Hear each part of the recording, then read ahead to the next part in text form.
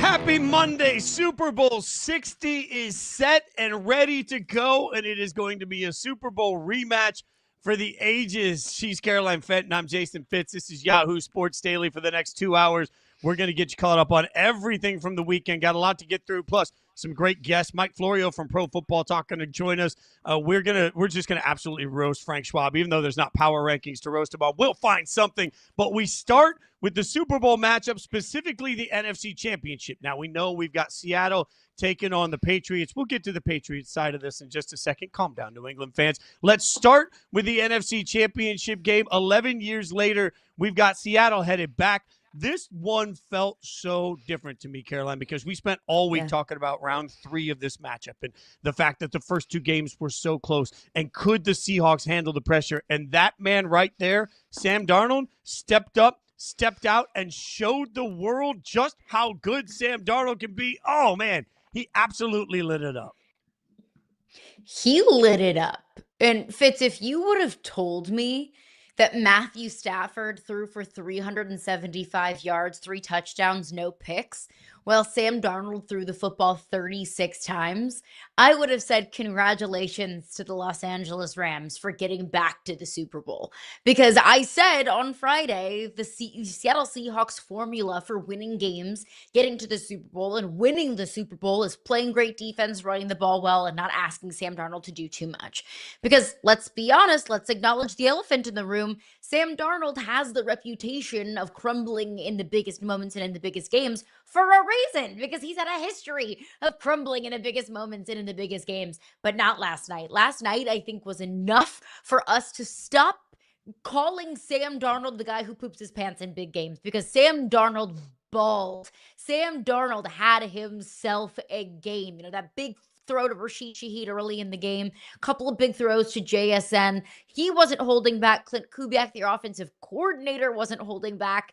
And several late game play calls in obvious run situations when Clint Kubiak was like, you know what, F it, Sam Darnold, why don't you just go ahead and sling it? And I thought that was just the perfect kind of cherry on top of a great day for Sam Darnold to show nothing but total and complete trust from his coaching staff. What a day and what a narrative busting opportunity for Sam Darnold. At this point, I really don't care who Sam Darnold's been. And that's one of the things that we do too much in society, and we do too much in sports coverage. We worry too much about who somebody's been to the point that we refuse to acknowledge who they are today. Sam Darnold today is somebody that went 25 and 36 for 346 and 3 touchdowns. Sam Darnold today is somebody that absolutely carved up a Rams defense that we came into this game with a lot of respect for. Sam Darnold today is somebody that didn't just make it to the Super Bowl. He got his team to the Super Bowl. Yes, Jackson Smith and Jigba went lights out, but you don't go lights out unless your quarterback finds you and gets you the football. Yes, Kenneth Walker III had some big plays in this game, and God knows I could be the leader of his fan club. I love the way he has played. I've been a fan for a long time. I am all in on Kenneth Walker III, but I sat there last night and said, this is a transcendent shut the hell up moment. This is that moment where Jets fans, Vikings fans, NFL fans that have been just absolutely trashing this guy for years all now just need to sit down, shut up, and eat a piece of humble pie. Like, at some point, we have to start saying, okay, no matter who this player has been, who is he today? 14 wins in back-to-back seasons. And as much as Vikings fans wanted to look at the way last season ended as an indication of who he is, if we're going to make those 2 games at the end of last season an indictment of the future of Sam Darnold, we now need to make the 2, 3, 4 games we've seen in the last month of Sam Darnold a statement of who he is today. Sam Darnold didn't just get to a Super Bowl because he rode everybody else's coattails. Sam Darnold is in the Super Bowl because he was every bit the prize fighter that Matt Stafford, the so-called MVP, Matt Stafford went in, played lights out, and Sam Darnold matched him punch for punch. We need to change the way we talk about this quarterback because he is no longer playing the way he used to be. He is now one of those guys that clearly can win you a Super Bowl. But to your point, Fitz, In their 2 previous meetings in the regular season, Sam Darnold threw for 2 touchdowns and 6 picks. Like, this isn't just an indictment on Sam Darnold and who he was last season in Minnesota in the postseason. This was kind of an indictment on Sam Darnold and how he's looked against the Rams.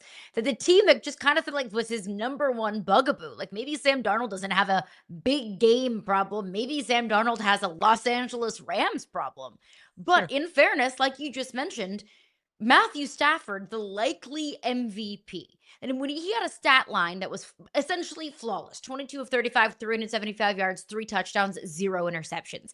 Sam Darnold matched every single swing and every single punch that Matthew Stafford swung at that Seahawks defense. That wasn't a game that was won single-handedly by the Seahawks defense. The Rams were able to move the football on that Seahawks defense. That wasn't just a Kenneth Walker kind of running the football kind of game. I mean, let's keep in mind, too, the Seahawks did this with no Zach Charbonnet. We're missing a massive piece of their two-headed monster on the ground. So, yes, Kenneth Walker made some massive plays, and he is a huge part of this. And my goodness, how fun was it to watch him against this Rams defensive front? I mean, like, Kenneth Walker looked like Superman out there, like, truly has, like, quads of an alien. But it was Sam Darnold stepping up and making plays when it mattered most. And previously in the postseason, in the first couple of games in the postseason, the Seahawks didn't put too much on Sam Darnold's plate. I don't know if that was a, hey, like, we don't necessarily trust Sam in these moments kind of decision. I don't know if it was a, look, we don't need him to do too much because our defense is playing so lights out and we could run the football so effectively. And maybe it was a little bit of a combination of both of those things. We're not going to ask our quarterback to do too much because we don't really have to ask our quarterback to do too much. He did plenty last night. I think that last night's game was the perfect example to show all of us that you can rewrite your story in the National Football League. I feel a lot of warm fuzzies about Sam Darnold this morning because he was a cast-off. We all wrote Sam Darnold off. And even this past offseason, so many of us, probably Seahawks fans included, were like, Sam Darnold? Really? You're going to move on from Geno Smith and sign Sam Darnold? But you can't talk about Sam Darnold in that kind of light anymore. That I think Sam Darnold has now shown us plenty of a sample size that he is the kind of quarterback that can put the game on his back. Is he the kind of quarterback that can elevate his team game in, game out, down in, down out? No. I don't think he is. But last night showed in the biggest game against one of the best teams in the NFL, he could. The thing for me is that, and I've said this to you many times in our times working together, I'm old enough to remember when people said that Peyton Manning couldn't win the big one, right? Like in college, Tennessee couldn't beat Florida. Then he gets into the NFL and they struggle to beat the Patriots. And everybody says, oh, Peyton Manning doesn't have that gene. That's a real thing that was being said over and over and over again about Peyton Manning. I'm not saying Sam Darnold is Peyton Manning. I am saying this. Sam Darnold's 28 years old. And you just saw the screenshot there of the other quarterbacks drafted the same year. Sam Darnold was in the same draft class as Josh Allen. Sam Darnold was in the same draft class as Lamar. We're talking about Baker. All these guys. Look, he's at the Super Bowl before all of these other quarterbacks that we respect, and he's still only 28 years old. Yes, he's had some struggles, and yes, he's had some struggles in big games. But to me, when you really want to see if somebody can handle the moment, what you have to look at is what happens under pressure in big moments in big games. And what do we see last night? In the third quarter, this thing blew open, and suddenly it was a drive-for-drive shootout, right? And every time the Seahawks got a little bit of breath, got a little bit of room to breathe, all of a sudden, Puka, Devontae, Stafford, boom, down the field, touchdown, easy. They kept so much pressure on Seattle, and I kept watching and waiting, like all of us, to see, can Sam handle that?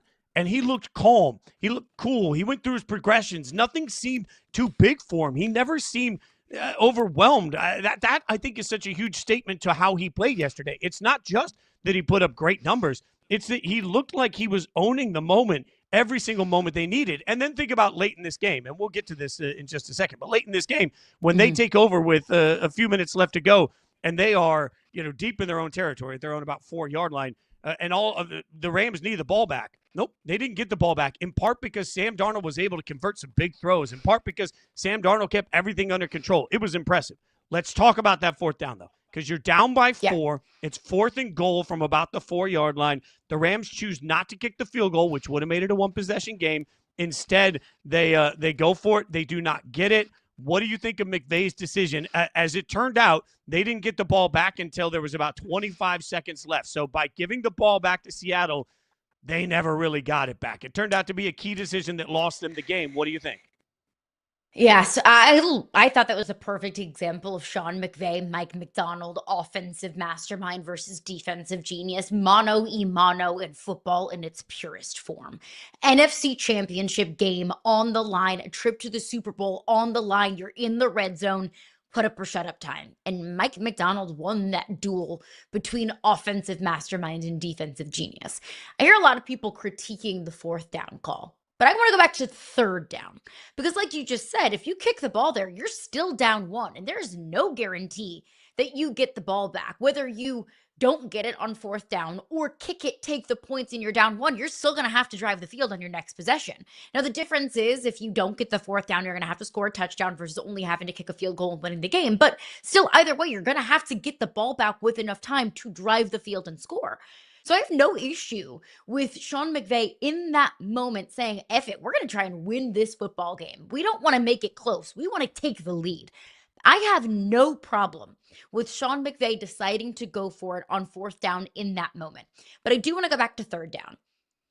Why throw the football on third down? Because I don't think that you go into that decision within and still kind of pondering, should I kick it on fourth down? Should I not? No, Sean McVay doesn't make that play call on third down without saying this is 4 down territory, without saying, look, we're going to go for it on fourth down. You have to make your mind up in that moment. So if Sean McVay is thinking in 4 down territory, why not run the football on third down? Pick up a couple of yards. I believe it was 3rd and 4. Run it on 3rd and 4, pick up a couple of yards. Well, now you're at 4th and 2 and 4th and 1. And now your playbook opens wide open. Now you're in much more comfortable territory versus facing a 4th and 4 and you're almost forced to throw the football in that moment. So I thought that Sean McVay got a little bit too cute, overthought it a little bit too much, was throwing the football on third down. And you might say, Caroline, well, they ran it on second down. They didn't pick up a single yard. I hear you on that, but you mean to tell me that Sean McVay can't run out the jumbo package on third down and draw up a play to just pick up 2 or 3 yards on the ground? Of course they can. So I think that we're critiquing the wrong thing. I don't have an issue with Sean McVay deciding to take the lead there, but I do want to kind of dig deep and really ponder why you didn't run the football on third. Throwing it twice in a row, felt wrong to me. Yeah, I agree with some of the play calling. Remember, the running game isn't always about how much you run for. It's can you run when everybody knows you need to run. We hear that all the time from coaches. I didn't love the decision to go for it. I'll just say this. To me, at the end of the day, you were going to need a stop no matter what to win the football game. So if you get a field goal, then you're down by 1. You get that stop. All you need is a field goal to win the game in pretty good conditions. If you don't get it, if you, at this point, even if you've given up a touchdown, they could add a touchdown, 2-point conversion, tied the game. So they left themselves an opportunity to win if they kicked a field goal. The only way they won by going for it was if they got the stop and they turned around and were able to drive down the field. I didn't like the decision to go for it. But above and beyond all that, you're right, the play calling was questionable. That was not the most controversial 4th down decision of the day. No, that came in the snow. Let me know if you've heard this before. Wild game in the snow. Patriots somehow win. Headed to the Super Bowl. We'll break it down next.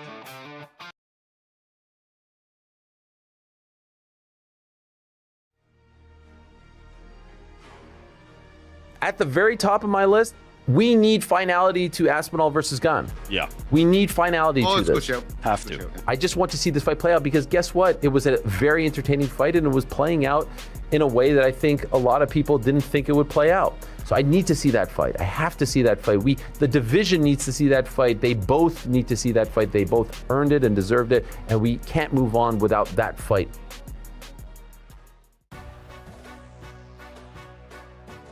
Do the Spurs still take Dylan Harper over Con Knippel and VJ Edgecombe? I think for me, if I was to do it all over again, I would still take the best pick available, and that is Dylan Harper. I mean, you see, he just is such an elite creator. Prior to the draft, Mo, I was pretty consistent in saying that I would trade down and take a Con Knippel. Con at 4, I still think would have been the best possible outcome for San Antonio, and I feel that way even more strongly at this point. All football teams are dams. Some of them have a ton of cracks. Some of them have a few cracks. It's all about who faces enough water pressure from their schedule to expose the cracks. Most of the time when you're playing in the Big Ten or the SEC, you're going to face several tests that will expose your cracks.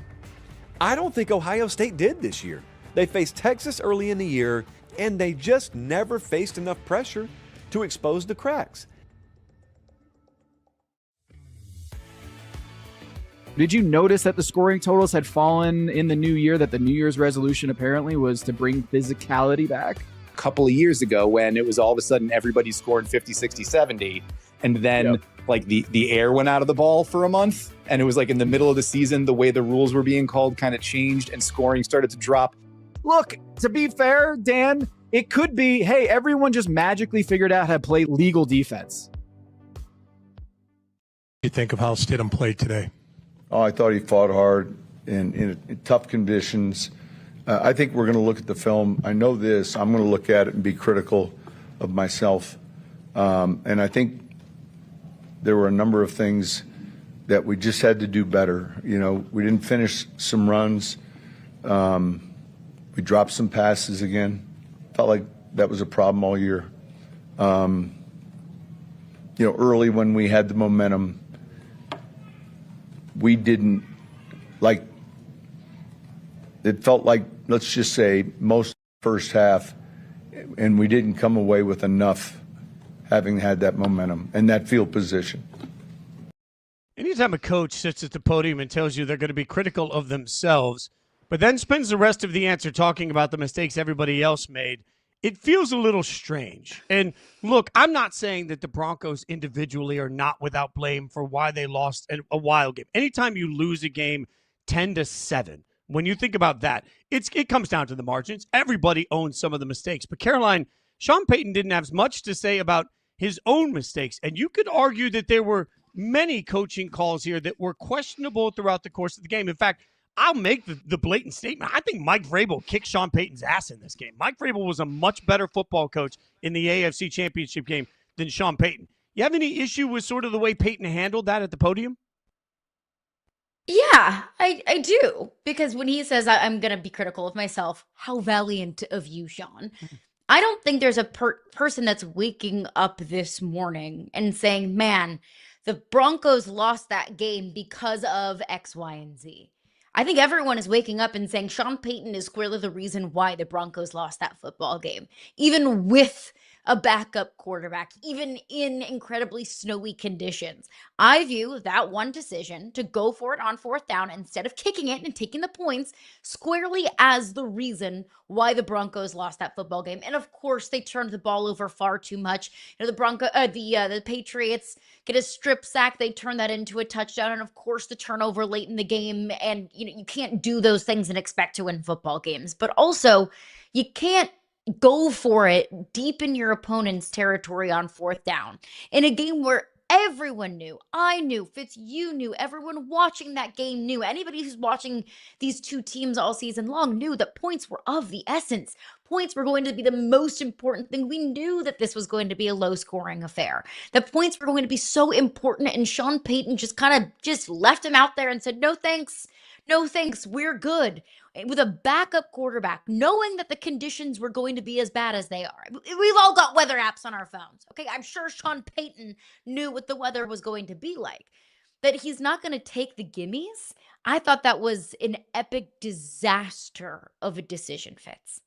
Yeah, I agree. And part of this is, again, analytics are so important, but I think they're one tool. They're not every tool. They're one tool. They're a tool. So what I need great coaches to do is to take a little bit of analytics and then a little bit of gut. Like, that's what they're paid for. Like, coaches are paid to read the room.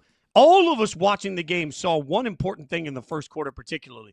Drake May wasn't playing well. Drake May was seeing ghosts. Drake May looked tight early in this football game. The Patriots didn't really look like a threat. To me, what you do in that situation, even though it's tempting to say, let's go hit the knockout punch, I'm not sure going up 10-0 wouldn't have felt like a knockout punch in that moment. Like, the number of times here I thought, hey, why are you not playing to what the other offense seems to be limited with? Now, Drake May was great with his legs. We'll get into Drake in a minute. But early in this game, if you have the chance to go up by two scores. When the quarterback on the other side is obviously not playing well, when your defense obviously has the advantage, when you're controlling the momentum, when you're at home with that absolute just incredible crowd that was making my TV shake, when you have all of that happening around you and you choose to not take points, that to me is just asinine. And you're right. I think one important thing, and look, I looked at local because I'm that much of a nerd. I looked at local meteorologist tweets about the weather before the game. Everyone knew that weather might be coming in. So you have to actually factor that in as well. Maybe nobody knew it was going to get that gross in the second half. I think the broadcast told us 3 billion times that I've never seen the weather change. I get it. I get that the weather became an issue. But early on in this game, when you have the chance to just not just lay a significant punch into your opponent, you do it. Wear them down. Go up 10-0 because Drake May wasn't playing well, and the analytics can't see that. So I think that's where Sean Payton, the Hall of Fame coach, needs to act like Sean Payton, the Hall of Fame coach. And I don't think he did. It's not just about his quarterback, and I think you're right. He forgot that he had a backup in there. He had maybe too much confidence in that. It's also about seeing the other quarterback. I don't think Sean Payton did that at all. And I will give Sean Payton credit. He did let Jarrett Stidham rip it. And he did show a lot of trust in Jarrett Stidham early. And I think both of these quarterbacks had the jitters early. You could tell that. You could tell that maybe the moment, the environment was affecting both of these guys. Well, you've got a guy who's making his first start in 2 years and a second-year quarterback making his first appearance in the AFC Championship game. All of those things are to be understood. But to your point, I do feel like, look, you want to show your quarterback that you trust him. You do want to give your quarterback a little bit of confidence, but you will also have to understand the position that you're in and the way that can affect your football team.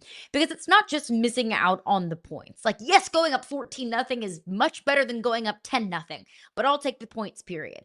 It's also the momentum, though, the momentum swing that went away from the Broncos and squarely into the Patriots after that 4th-and-1 decision. This was a tweet from Andrew Mason, who covers the Denver Broncos locally in Denver. Before that 4th-and-1, Denver was averaging 4.8 yards per play and had 8 total first downs. After the 4th-and-1 play, 1.7 yards per play and only 3 first downs. Now, you could say the weather was a factor there, which I'm sure that it was. And you could say, okay, once you get out of some of your scripted calls, then this good Patriots defense is going to try and sniff out what you do. Of course, there's so many factors there. But I do have to believe that the momentum swing was a massive shift there on that 4th-and-1. Once the Broncos did not convert on that 4th down, you could feel it was like punching a hole in a balloon. It was like all of the momentum just fell so incredibly flat on that Broncos sideline. Yeah, 100%. And momentum. Athletes, look, whether we believe in momentum or not, whether everyone watching believes, if you talk to guys in locker rooms, to a man, every single one of them will tell you momentum's wildly real, and you have to seize it when you have it. And they just weren't ready, and there wasn't any way to get that momentum back. It felt disjointed. And I'll go to another example of disjointed, and I will again credit Mike Vrabel, who I think had a great game in this as a coach. You know, the Broncos threw a late interception, and it was an inexcusable throw by Stidham. He shouldn't have made it. Was everything about it was wrong. But the key to that play was that they made a late substitution, at which point Vrabel did something. If you've followed Mike Vrabel at all back to his Tennessee years, he always does brilliantly. When you substitute late, he's going to substitute late also. And he's going to make sure that one of the people he's substituting on the field is a fat guy that takes a really long time to get set because he has to have the opportunity to get set. By the time the referee got out of the way to allow the snap to happen, there was only like 2 seconds left on the play clock. The entire play clock was just then disrupting the play. Everything was disjointed for the Broncos. The play felt wrong from the outset. They weren't right. They didn't have a timeout they could burn, and they throw a pick. That's Mike Vrabel. That's coaching. That is somebody understanding the situation and, frankly, again, kicking Sean Payton's ass. There are a lot of people that we can blame for the Broncos only putting up 7 points. I just happen to believe that Vrabel is one of the people that should get credit, and Payton gets some of the blame. I also have to give you credit, my friend, because I sat here all week last week, and I said there will be no drop-off. Jarrett Stidham is going to be just fine. And in the first quarter, boy, I was swaggy walking around my house. I was ready to come in here and just give you the business. I was like, oh, Stidham with that deep throw. I was like, oh, Stidham going to get himself a job. He's going to get paid. I was talking my talk. And then that interception happened. And all I kept thinking about is what you said last week on this show. When you said Bo Nix doesn't make mistakes in big moments, and they're going to need him in a tight game. It turns I don't think Bo Nix makes that throw. I don't think Bo Nix makes that mistake. I think this game actually would have been different with their starting quarterback in, and you saw that coming before kickoff ever happened. It's not rocket science. It wasn't crazy, and it was astonishing to me to hear so much of the commentary surrounding Jarrett Stidham. And this is not an anti-Jarrett Stidham sentiment. This is just a sentiment of whenever your starting quarterback, who's been incredibly reliable in crunch time, goes down and you have to go to your backup who hasn't attempted a pass in almost 800 days in the National Football League, it's fair to expect some drop-off. And I heard so much love for Sean Payton and how much trust he had in Jarrett Stidham and how Jarrett Stidham was going to wow all of us. And I kept thinking, why? What is the basis for this? What is everybody seeing? And what is everybody, understanding that I'm not seeing and not understanding? It's not rocket science. In the National Football League, when you're playing with your backup quarterback, there are just certain tools that you do not have available when you have your starting quarterback. An element of that is trust. An element of that is, F it, I'll put the team on my back. We don't have to love Bo Nix. You don't have to love Bo Nix and who he is as a quarterback. But what you cannot deny is how Bo Nix has stepped up in late game moments. The Broncos have played and have won a lot of close games, not just this postseason, but in the regular season as well. And a big reason why they were coming up in the win column was because Bo Nix would make one big play, Bo Nix would make one big throw and set up the Broncos in a position to win a football game. And when they asked Jarrett Stidham to do that, he fell short. And it's because you cannot always ask your backup to do what your starter does. It's not fair, especially when it's a guy that doesn't have a lot of NFL experience. To your point, the interception at the end sealed the game. And frankly, the Patriots' limited points partly came off of a backwards pass that Stidham didn't have to make. I mean, he was out of position. The screen was nowhere to be found. And he tries to heave the ball desperately. And that was the wrong thing to do. So two plays. If we really want to narrow this thing down, you could argue that 2 plays decided the AFC Championship game, and those 2 plays were 2 mistakes by Jarrett Stidham. I think your point is a really important one, too. What happened to me and to so many of us, and I'll just flat out admit it, what happened to so many of us is we just took Sean Payton's word for it. And we gave Sean Payton heaping just truckloads of benefit of the doubt. Oh, Sean Payton says it must be true. Oh, Sean Payton's the head coach. He's a Hall of Famer. It's going to be great. Oh, Sean Payton's going to have it worked out. Caroline, I'm going to keep going back to this, and I'm going to say it loud and proud for Patriots fans everywhere. Your coach kicked their coach's butt. And I think that comes down to the game. That comes down to the play calling. That comes down to the situational awareness. Hell, that comes down to the lead up, all of it. Like Mike Vrabel had his guys out there ready to go. And when this game felt like it was slipping away, the Patriots stayed together. Vrabel did that. I think all of us gave Sean Payton way too much benefit of the doubt. And look, Sean Payton's an excellent coach. Sean Payton has won a Super Bowl. And when we broke down where the advantages are, also that photo's awfly intimate. Very cutesy of them. It is very, very. Yeah. I wonder if they butterfly kissed at the end. It's like, Good job, Mike. I'm so proud of you. What a precious, sweet little moment. I knew you could do it. But when I'm so proud of you. I'm so cold. Hold me tight. When we were breaking down this game and where the advantage lied for both of these sides, I gave head coach advantage to Sean Payton because Sean Payton had the skins on the wall. Sean Payton had coached in those moments before. Just leave it up on the screen. Just football guys right there.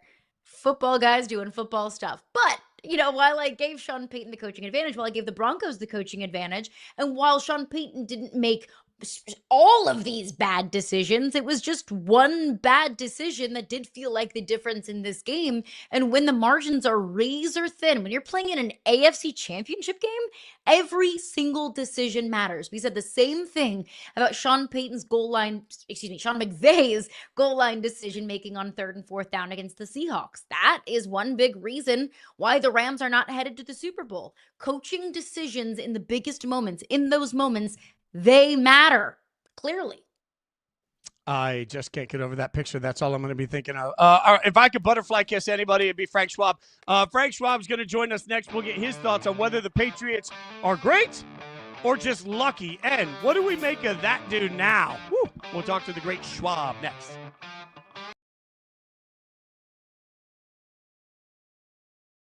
One school that's doing some work in there right now, very quietly, is the Florida Gators. At the time of us taping this, Florida is sitting there with a top 10 class. And you're like, JD, wait a second. Florida's got a top 10 class? Who have they added? And I think this portal class in general for John Summerall is a good reflection of just the overall vibe, attitude, persona of what you're going to get from John Summerall during his time in Gainesville. So now I've been thinking about the Denver Nuggets here for a little bit. Jamal Murray's gonna have to carry a torch during this program. Like I know it's the Fresh Prince of Bel-Air looking around and no furniture around, but hey, he's gonna have to figure it out. What I will say that helps Denver is the return of this version of Aaron Gordon. And I very specifically mean this version of Aaron Gordon. And I know you might have a twinge of concern that he may do too much, but it was good early and they need it now.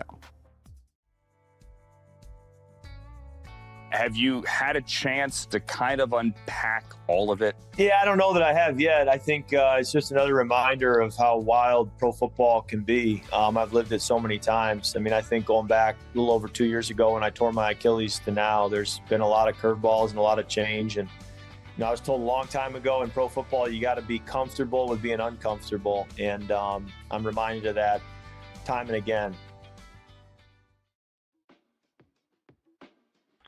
How long do you feel like that window is with Lamar, though? I think you can get 2 more years of Lamar as a locked-in top 5 guy. And then I think after that is when it's like, okay, maybe he ages to more being a top 12 guy, which is still good. Maybe more of a tier 2 guy in my brain. And then it kind of ages from there. Russ went from like a tier 2 guy that fell off to a tier 3, tier 4 guy. You're going to have that drop off at some point in your career. Good for Patriots fans. They've been in misery for far too long. Finally, the Super Bowl drought ends. That from the great Caroline Fenton. At least she's not sitting in the thick of it. Let me tell you, I am in New England, and good God, thank God I was snowed in and couldn't have to sit in a sports bar yesterday to listen to the same Patriots fans that weren't in that bar a year ago now come in and celebrate. All right, my butterfly kiss partner, Frank Schwab, joins us now, the great Schwabby.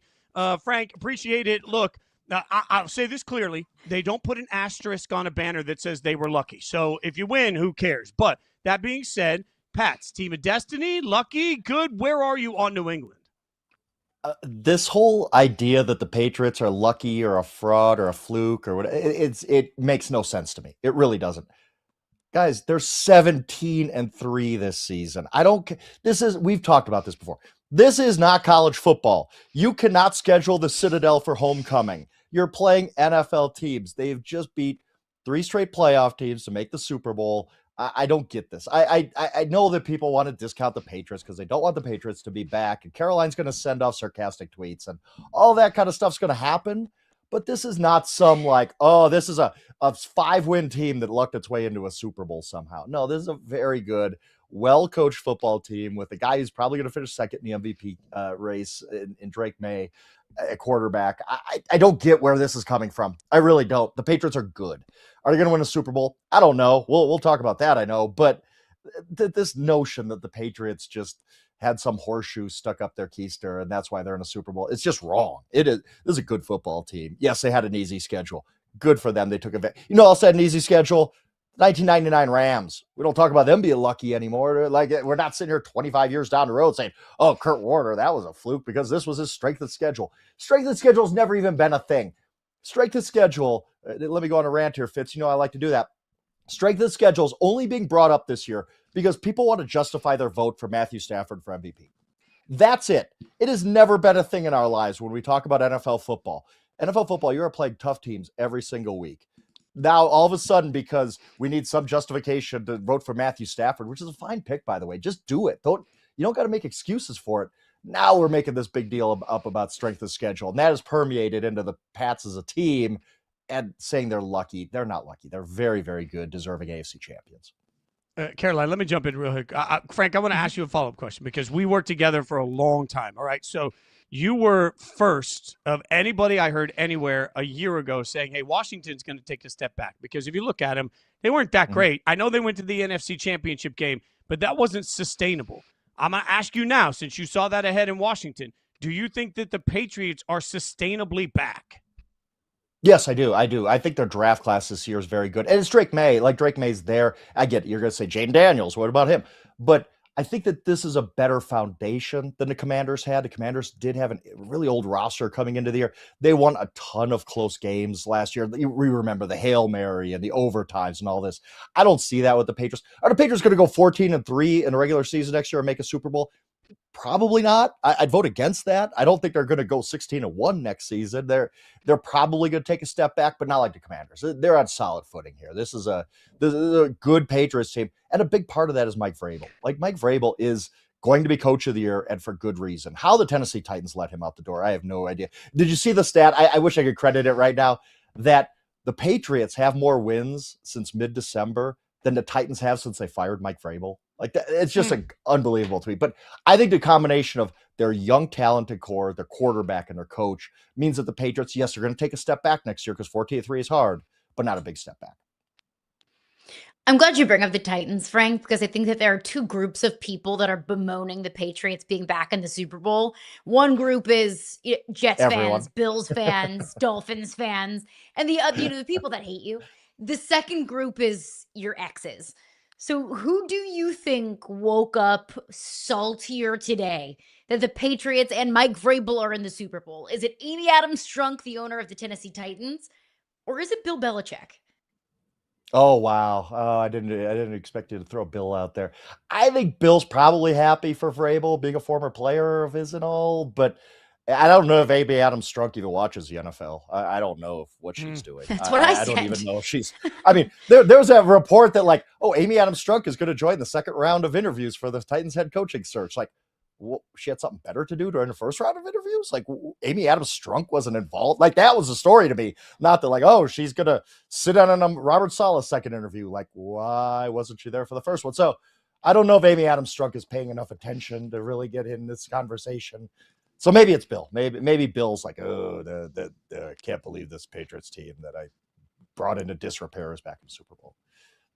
I will give Titans fans just a little modicum of hope. Like, if he had stayed in Tennessee, he wouldn't have Drake May and Josh McDaniels, which is part of the success. I'm just trying to be a beacon of light. All right, you live in Denver, though, Frank, and so you are surrounded by Broncos fans. We spent, in fairness, the last block talking about Sean Payton letting his team down and getting his ass kicked by Mike Vrabel. What do you make of Payton in yesterday's game specifically? Everybody talks about the fourth down. I had no problem with it. I can't lie. Like, I'm not going to sit here and do hindsight on you guys and be like, well, of course he should have kicked the field goal. Look how the game ended up. In the moment, I thought the Broncos did have momentum. Their defense is playing really well, and it's 4th and 1, and that's a go-for-it situation in the NFL. Now, to me, it's not cut and dried. I'm not going to sit here and be like, like a lot of analytics people do, saying, how dare you say they should have kicked the field goal? Here are the numbers. Like, I don't do that.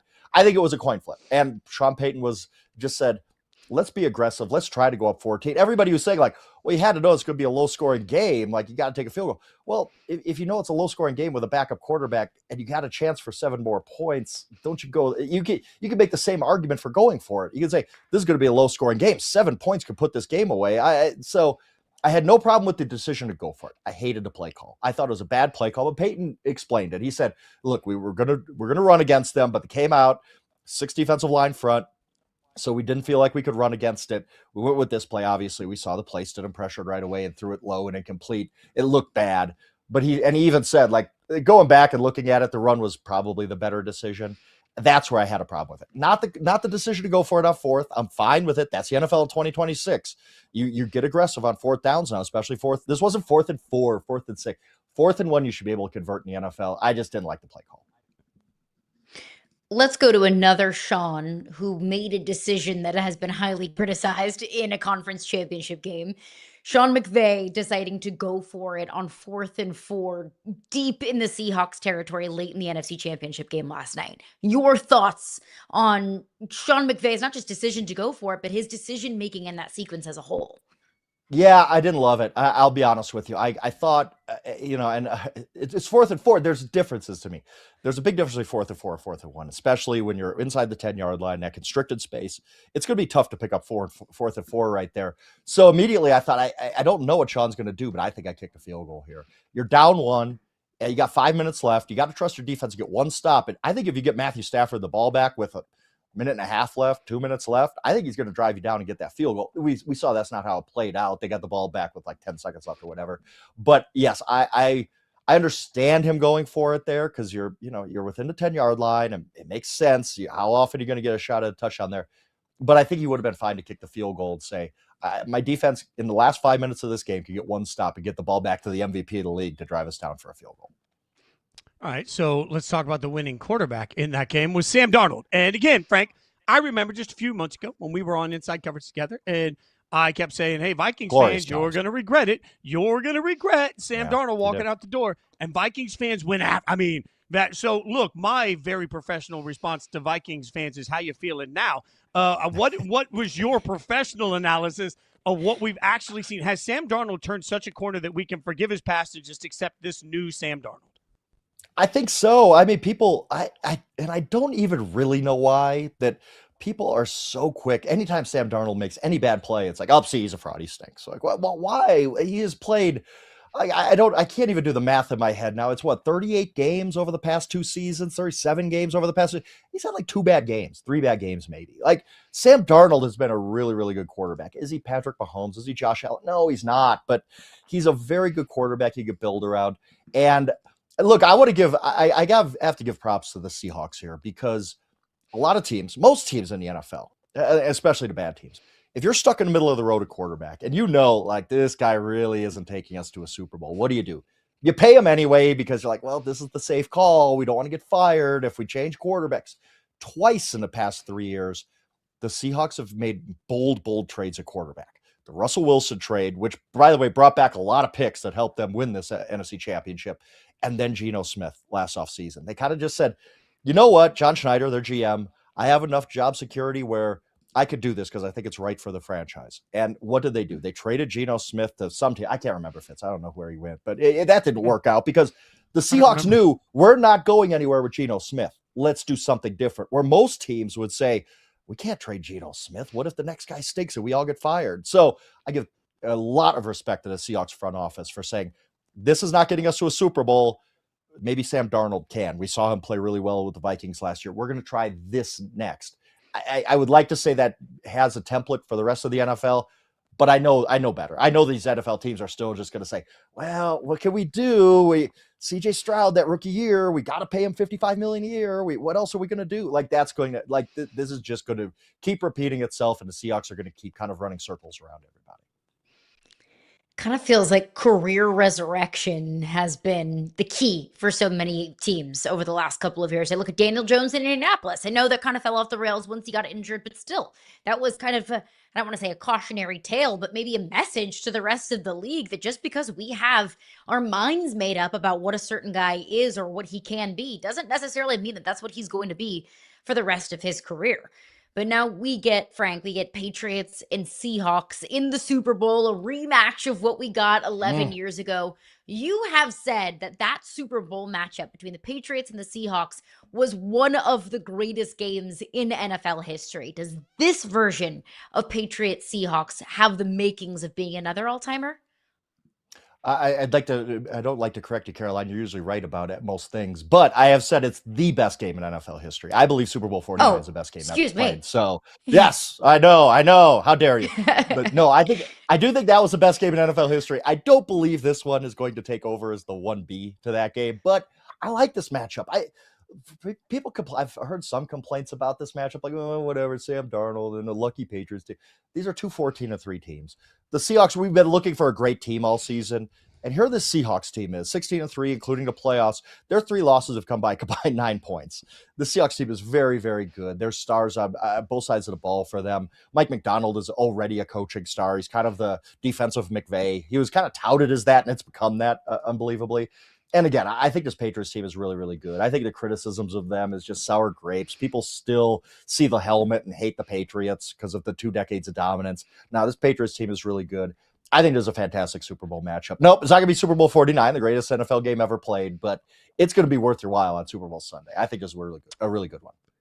Fun fact, I was in the stadium for that game, and I'll never forget the absolute it's not the play that I always think of, it's the stunned silence. An entire stadium went silent when he dropped back to pass because they couldn't believe it was happening. and then the eruption of Unbelievable, sound. I'll never still get And the goosebumps. All right, Jermaine Mike. Curse play before that, the Jermaine Curse play before, everybody Oh, forgets. It was maybe the greatest catch in Super Bowl history if the Seahawks win that game, and nobody remembers. Mike McDonald had some eye-opening sound this week about only seeing his kid for 30 minutes a week because he's so locked in. But Mike Vrabel on Bustin' with the Boys said that he cut off his you-know-what for a Super Bowl. So the real question is, which Mike wants this more? This Super Bowl, which Mike wants it more? Man, if you're willing to do that, yeah, Mike Vrabel, that sound will live in infamy. Yes, he probably had no idea that we'd be still talking about it 2 years later. But yes, if you're willing to go to that measure, probably I got to side with Vrabel on who wants it more, because that's a sacrifice, my friend. That's a big sacrifice. So yeah, I got to give this one to Vrabel. Frank, are you going to hang out with us in San Francisco? We're going to be let's just tell the world now. Please, Frank. You go, all right. I mean, just know right now that you have the official guest pass where you can just walk on set and be like, "This is now the Frank Schwab Show," and that means you're in. That's all. It's fine. Schwabi just walks in and everybody says, "Boom, there we go." That's the important part. Follow him on Twitter. Definitely looking forward to hanging out with Caroline. I'll say that. Thank you, Frank. The last time Excited to hang out with Frank you too. The last time Frank and I had real time to hang out, shot and a drink kept being said. I haven't had a shot and a drink in a very long time, but you know what? You might be the reason that changes. Yeah. Oh, God. I'd love to say that it was. I love it. Yeah. At least there's no craps table we can do damage at. Frank, appreciate you at Yahoo Schwab. We'll see you in a few days. Watch him on Inside Coverage. Frank, thanks for hanging out with us. Thank you, guys. All right, coming up next, Mike McCarthy. Over the weekend, you almost forgot that. This man is now the head coach of the Pittsburgh Steelers. What's it actually mean? We'll tell you next.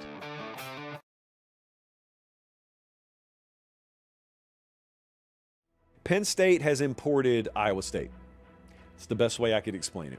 Penn State has now taken Rocco Beck. They took RB1. They took wide receiver 1. They took 3 offensive linemen. I detest that this is how college football works at the moment, but it's the way it works at the moment. And that is, when you take a head coach, part of the thinking behind hiring the head coach is who he can bring with him. And in Matt Campbell's case, it was basically whoever he wants. I'm very fascinated to see which direction they go here, because I think that Roman, this is the deal with him. He's not terrible. He's not offensive as an offensive coordinator, but he can get you to a certain point. You need somebody else to get you to the next point. I think he's done a good job with Herbert, getting him to run more and getting him to push the ball down the field. Now I'd like to see, someone kind of just, again, give him some more quicker options. That's the type of stuff I'd like to see from the next coach.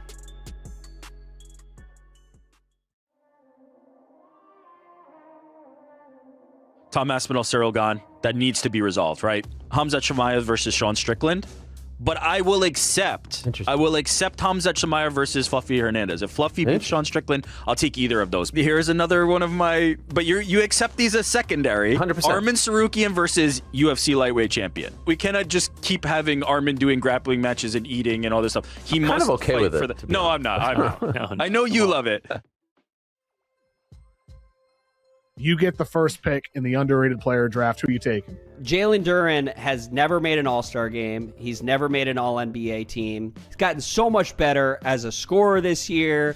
Jalen Duren is like a legit All-Star this year. And so because everybody talks about the Detroit situation like it's trash and Cade Cunningham, I'm going to say he's still a little bit underrated, and he's my number one pick. Breaking news from Diana Rossini and others. Jaguars offensive coordinator Grant Udinski has removed himself from consideration in the Browns head coaching search, per source. Now, it should be noted, Grant Udinski is not removing himself from consideration for all jobs, as he is still somebody that is talking to other teams. So there are other possibilities, Caroline. But this is yet another coach that is saying no to the Browns, who, good or bad, we don't know right now, have a very unique process. Tom Pelissero broke this down in depth on the NFL Network, but they are requiring their candidates to take a written test. They are requiring essays to be written. They are also requiring homework to happen between the first and second interviews. They are very data-driven, so this is how they feel they get a better sense of the people that they are talking to. Udinski, one of now it feels like many candidates that have turned around and said, hey, good luck to you, but I'm going to look for another opportunity. Also, a blow for the Browns because many people thought that Udinski was a front runner for this job. Do you think they get college credit too? Oh, I hope they do. I wonder if it's an AP college course that they're going through. I mean, this is just so classic Browns, just to do something so different and what feels so stupid and idiotic. My question, though, with Grant Udinski withdrawing his name from consideration in Cleveland is it because he already has something that feels close to solidified elsewhere? Or is it just he's taking a look around the Browns organization and he's like, look, I don't get very many opportunities. Nobody gets very many opportunities to be a head coach in the National Football League, and I don't want to waste one of my opportunities in Cleveland. Like we saw that with Jesse Minter. He removed his name from consideration in Cleveland, but it wasn't because he hated Cleveland or didn't want to be a Brown. It was because he was getting the job in Baltimore. Baltimore wanted their guy, and he probably wanted to go back to an organization that he spent a couple of years with prior. So I didn't view that as any sort of anti-Cleveland sentiment. Now, I know Udinski is pretty far in the process with the Buffalo Bills. Does that mean, is this writing on the walls that Grant Udinski is taking the Buffalo job? Or is it just he's looking around and he's like, I don't want to be associated with this dumpster fire? If I had to guess, Fitz, because we don't know based off of any reporting, I lean the latter. I think the dangerous part of that, because I agree completely, the dangerous part is certainly you could go back to where you are. Things are going to continue to grow. You're going to have other opportunities. I will remind everybody that a few years ago, after C.J. Stroud exploded as a rookie sensation, Bobby Slowick was the offensive coordinator of the Texans that year. And many people thought that Bobby Slowick was going to be a head coaching candidate. He decided to go back to Houston because none of the jobs felt right. And then he got fired in Houston and has been bouncing around the league ever since. So, maybe that's a good thing for everybody because maybe he wasn't ready. But it is interesting. Udinski out of this. Adam Schefter pointing out that remaining Cleveland candidates as of now, and this could all change, defensive coordinator Jim Schwartz, he's obviously already in the building. Many reports have said that they want him to remain in the building for whoever comes in as the head coach. Also, Rams passing game coordinator Nate Scheelhaase, Commanders run game coordinator Anthony Lynn, who's been a head coach before, and former Ravens offensive coordinator Todd Monken. So those are the names, according to Shefty, still in consideration as of now. I will remind everybody that if you have not already accomplished a first interview with the candidate that is still coaching, you cannot interview them until the Super Bowl. So if they are going to continue to look for anybody that happens to be on the Seahawks staff or the Patriots staff that they haven't already talked to, they cannot talk to them until after the Super Bowl. We will talk to Mike Florio in about 10 minutes. So we'll ask Pro Football Talks Mike Florio what he thinks of this news and what it means for Cleveland moving forward. Caroline, that's not the only coaching news we've got over the course of the weekend. Mike McCarthy became the new head coach of the Pittsburgh Steelers, and I watched Steelers fans meltdown. I mean, melt down on social media. My Steelers fans' friends immediately started blowing my phone up with, what in the hell are they doing? I have one buddy that is a diehard fan that texted me right away and said, this just proves we care more about the brand than we do about winning football. Nobody knows what they're doing. McCarthy, the hire, it feels like Steelers fans wanted something more explosive. Yeah, I mean, Mike McCarthy, who won a Super Bowl and won 12 games in back-to-back seasons with the Dallas Cowboys, famously not a winner. I understand Steelers fans' frustration, though. I am not crazy shocked by this hire. When we initially went through our first exercise of coach matchmaking, I put Mike McCarthy in Pittsburgh. It makes sense. He's from Pittsburgh. But what does shock me, though, Fitz, is the process. It's not crazy to me that the Steelers would want to go with an offensive-minded guy, that to get the offense on track, to find their quarterback of the future. But I'm shocked that they went with Mike McCarthy, who is older rather than one of these young kind of 30, 35-year-old offensive gurus. That is kind of the formula that's been so successful for the Steelers in the past, is going with these young names that aren't the hottest names on the market. I mean, Mike Tomlin was in his 30s when he got the job initially in Pittsburgh. So I was shocked that, not shocked that they went offensive, shocked that they went with Mike McCarthy, who is much later in his coaching career. And I wasn't shocked that they went with McCarthy because maybe that's a good stopgap option, right? You bring in a guy who's seen a lot of football, coached a lot of football, won a lot of football, developed a lot of players, identified talent, and said maybe Mike McCarthy can come in here for a couple of years, get us right back on track, and then we can kind of sail into the sunset. Mike McCarthy can either find greener pastures elsewhere, maybe retire, and then we are a much more stable and healthy roster to match our kind of stable and healthy organization.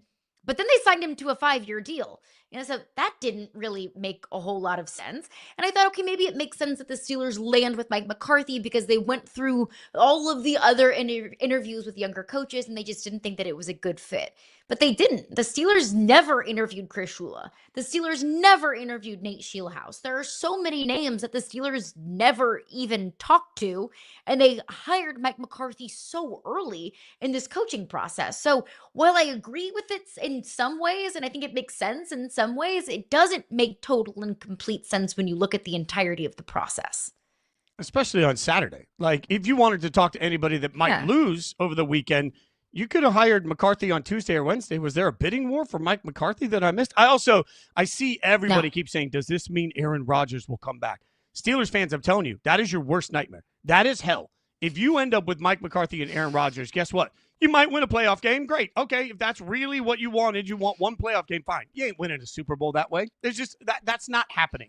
Barring a wild year in the NFL where everybody else gets hurt and suddenly you're the last man standing, that's not a Super Bowl tandem. So suddenly you're back in the same situation that you've been in where you don't have a quarterback. And this is where everybody will tell me, but next year's draft class is so much better than this year's at the quarterback. We'll get one there. Couple of things on that. A year ago right now, that's the same thing we were saying about this year's quarterback class. See how that worked out? Turns out it looks like this could be a historically bad quarterback class. But above and beyond that, even if you think you'll get one next year, you won't outsuck the rest of the teams that need quarterbacks. That's the problem when everybody says we'll get one next year. You can't guarantee you'll be worse. Remember, there were four teams in the NFL this year that won 3 games. One of them is picking 4th overall. Even if you think there's going to be 3 or 4 quarterbacks that come out in next year's draft that you want, you can't guarantee that anybody will want to trade. You can't guarantee you'll have more ammunition than they do to move up. And look at some of the teams that will likely, as we sit right now, probably, if you have Aaron Rodgers and Mike McCarthy,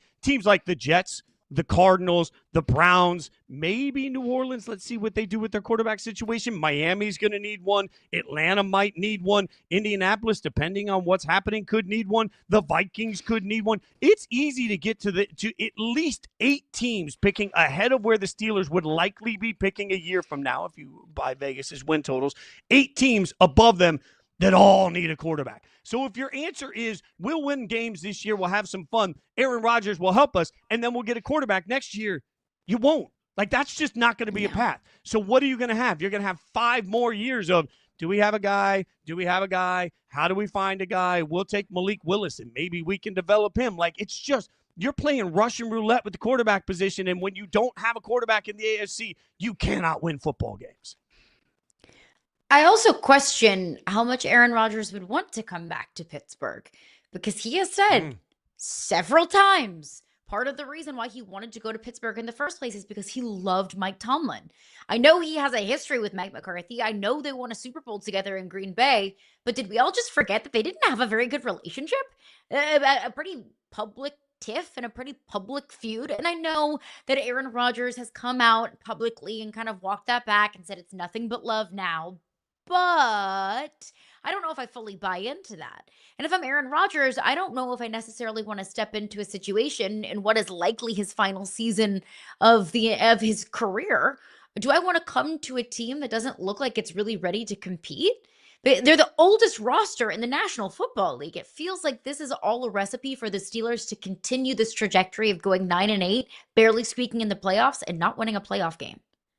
We will get thoughts on the coaching carousel, Mike McCarthy, and, of course, this morning's breaking news that Grant Udinski is pulled out of the Browns job next. Mike Florio from Pro Football Talk going to join us. We'll get the latest, greatest of what's going on.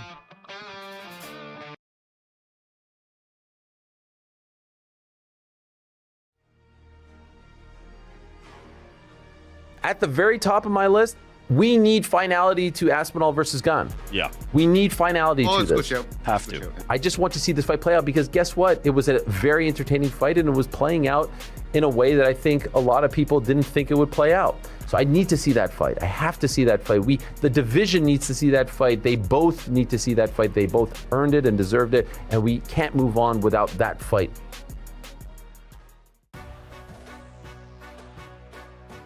Do the Spurs still take Dylan Harper over Con Knippel and VJ Edgecombe? I think for me, if I was to do it all over again, I would still take the best pick available, and that is Dylan Harper. I mean, you see he just is such an elite creator. Prior to the draft, Mo, I was pretty consistent in saying that I would trade down and take a Con Knippel. Con at 4, I still think would have been the best possible outcome for San Antonio, and I feel that way even more strongly at this point. All football teams are dams. Some of them have a ton of cracks, some of them have a few cracks. It's all about who faces enough water pressure from their schedule to expose the cracks. Most of the time when you're playing in the Big Ten or the SEC, you're going to face several tests that will expose your cracks. I don't think Ohio State did this year. They faced Texas early in the year, and they just never faced enough pressure to expose the cracks. Did you notice that the scoring totals had fallen in the new year, that the New Year's resolution apparently was to bring physicality back? A couple of years ago when it was all of a sudden everybody scored 50, 60, 70.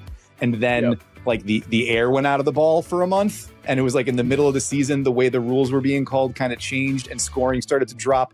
Look, to be fair, Dan, it could be, hey, everyone just magically figured out how to play legal defense.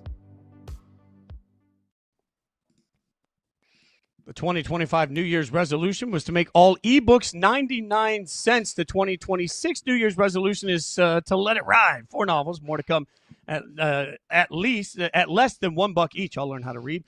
Big Shield is right there for you, the ebook version. I've got the actual physical copy of it here. I got mine. Mike Florio joins us now, Pro Football Talk. Always appreciate Mike joining us, hanging out with us. 2 books. You've got so many books going out there. Really appreciate you joining us. We tell everybody to check them out. I want to get into some of the coaching news right out of the gate because we just got breaking news before we got you. Grant Udinski has pulled out of any consideration for the Cleveland job. What's going on in Cleveland, Mike? Yeah, this is the third guy who has said no. Now, Udinski seemed to be a viable candidate, and he had an interview with the Bills yesterday. I won't rule out the possibility that, like Jesse Minter a few days ago, he said no to a second interview with the Browns because he had the Ravens job in his back pocket. We can't rule out the possibility that Udinski believes he's seriously in play in Buffalo, or he just realizes, as a wise man once said, the Browns is the Browns, and he doesn't want to work for the Browns. And the Browns have been perennially dysfunctional since Jimmy Haslam bought the team in 2012. He gets very upset when we call them dysfunctional, so please don't call the dysfunctional Browns dysfunctional. But I think that it could be one of two things. Or the third is he's just content to stay in Jacksonville. Now that he's in the mix and his name has come up several times, he's going to be one of the people next year, if the Jaguars offense continues to play well, who is up near the A-list when it's time to fill jobs. You know, this year it's kind of like, who's this kid? He's 28, 29 years old. Now that everyone's familiar with him, he's in a better position to maybe get a better job next year if he does stay in Jacksonville. Hey, if it looks like a duck and it quacks like a duck, it's a duck. And if the Browns look dysfunctional, then maybe they just are dysfunctional. But two teams that are very much so not dysfunctional, they have punched their tickets to the national championship game, the Super Bowl, excuse me, Mike Vrabel and Mike McDonald. 2 Mikes. Of which Mike do you think put together a more impressive season this past year? I mean, both were unexpected. And both, I think, were the product of some smart moves that were made in the offseason and for the Seahawks during the season. The acquisition of Rashid Shaheed, I think, helped them in tremendous ways, helped them secure the number 1 seed, helped them set the tone against the 49ers. He had a big catch early in yesterday's game, 51-yarder. He didn't become Randy Moss, but he did enough to make a difference for the Seahawks. But both guys took teams where the expectations weren't really all that great. Now, the Seahawks won 10 games last year but missed the playoffs. But they made that dramatic move at quarterback. Geno Smith out, Sam Darnold in. Is Sam Darnold going to play well again? Will he be able to punch through the ceiling that ultimately was parked over his head in Minnesota when we got to Week 18 and he got the yips when they could have had the number 1 seed, and then the playoff game against the Rams was just a total team failure? Would Darnold access a higher level? So John Schneider has a lot to do with what's happened in Seattle. And I think Vrabel and his influence over the roster in New England, that comes together. I think what Vrabel did, slightly more impressive because they were 4-13, 2 straight seasons. And boom, they're back. Like, I hope everyone, especially the folks in Buffalo, enjoyed the time that the Patriots were gone, because they've regathered, they've regrouped, and now they're back with a team that looks like it's in position to contend for years to come, especially since Drake May is still younger than Tom Brady was when Brady made his first start for the Patriots in 2001. So from the Mikes to the Seans, with the losing coaches, obviously. Sean Payton, a lot of questions about the play calling and some of the way he handled that game. His post-game press conference, he talked a little about it, but also a lot about where the players failed. What did you make of Payton's post-game press conference specifically? Well, it's always difficult to articulate your thoughts immediately after a game when, we always hear coaches say, I got to go look at the tape. I got to look at the tape. And maybe they're just trying to buy time, or maybe they just don't know. It's a deflating experience to have a special season come to a crashing end in a game that you fully believed you were going to win. The big flaw, though, was the decision to not kick the field goal and go up 2 scores. I don't think of games in terms of points. I think of them in terms of scores. And there's a psychology to it. And Sean Payton, one of the smartest coaches in the NFL, and he's sensitive to this. He understands this. You go up 2 scores in that point, and you're up 10-0. You put extra pressure on the Patriots. You put extra pressure on their young quarterback, who was in the toughest game he's ever faced. Maybe you're just one play away from a backbreaker, a pick six, a fumble, a bad decision, something that allows the floodgates to open. So I was stunned he didn't take the points and go up 2 scores in that moment. I think that was one of the huge plays, one of the huge moments. And then when his backup quarterback, panicked and threw what ultimately was a backward pass in order to avoid a sack, that gave the Patriots the opportunity to score their touchdown. And then, of course, Mother Nature took over and made it impossible for either team to move the ball in the fourth quarter. All the more reason to take the 3 points and go up 10-0 in the second quarter when the Broncos had their chance. And I think Sean Payton, at some point, whether he admits it publicly or just privately to himself, he'll acknowledge that that's on him, that he should have taken the 3 points. Yeah, it's got to be a decision that's going to keep him up at night for days and years to come. But I do want to look at the Rams side of things. What do you think Matthew Stafford's future holds? Is there a possibility that Matthew Stafford decides to hang it up after this season? Well, he was asked about it after the game, and he said he's not going to make a decision that commits 6 months of his life 10 minutes after a loss. It's a big commitment to take on a full football season, and he had a back injury that popped up between the end of the offseason program and the start of training camp that had him very limited, and there were real questions about whether he'd be able to go week 1. He's going to be 38 on February 7. And remember last year, it got a little dicey. He didn't like the offer that the Rams had made. They gave him permission to go out and seek a trade. He had teams like the Raiders and the Giants believing he was serious about leaving the Rams. At the end of the day, he squeezed a few million extra out of LA, and it left the Raiders and Giants upset, thinking that, he was never going to leave.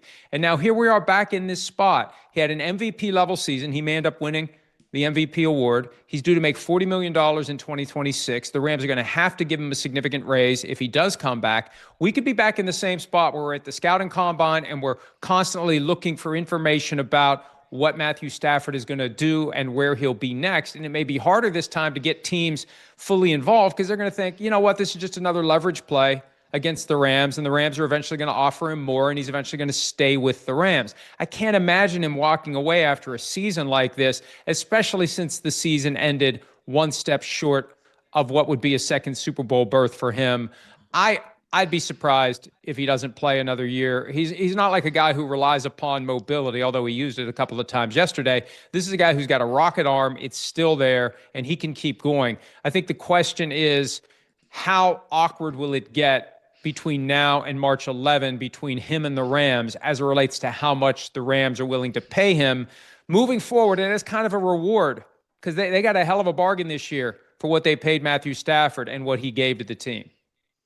All right, Mike, rather than me have to search your page over and over and over again and tweet you and ask you, I'll just ask you now. You're on our show. I'm a diehard Raiders fan. Everybody knows that. Who the hell's coaching my team? What is going on in Vegas?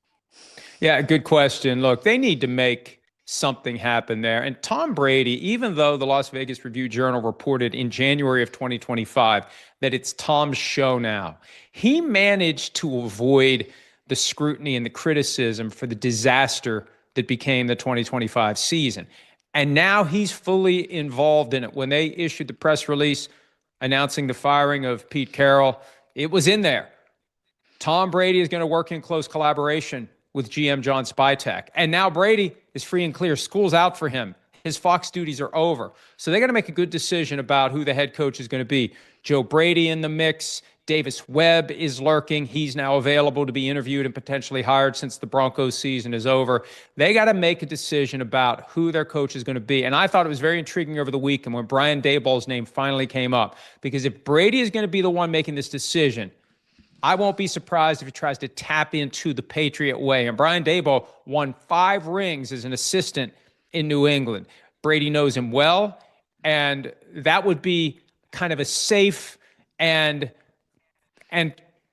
continuous connection back to his playing days if they would go that route. But that's going to be key, and it's going to be very revealing about Brady's interest. And then the big question is going to be, and this is true for every team, once the coaching carousel stops, the quarterback carousel spins. Who will be the quarterback for the Raiders in 2026? Because I have a feeling it's not going to be the guy that the last coach wanted to bring in. We mentioned Vegas. We mentioned the Browns, 2 franchises that still have yet to hire a head coach. How many of those vacancies do you think will be filled this week? And which do you think is the first domino to fall?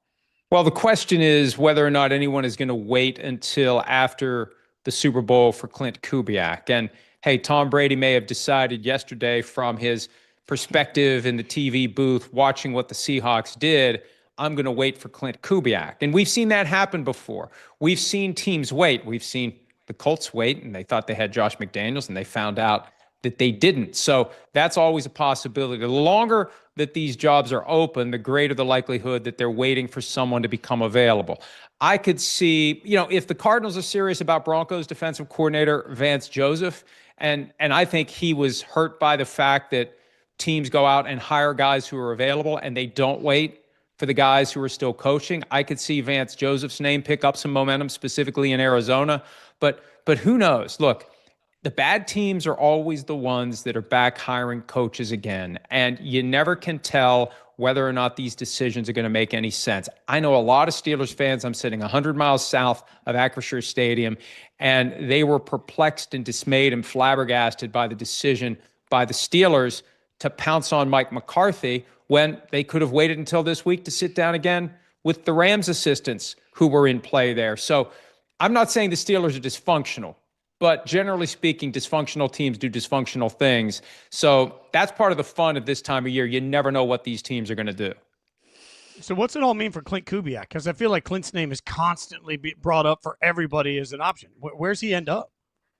Well, I think it's going to be the Raiders or nowhere. And like Grant Udinski, I think this is the year where, because there was no Ben Johnson, there was no, this is the guy. This is the guy that's definitely going to get a head coaching job when we got into this cycle a couple of weeks ago.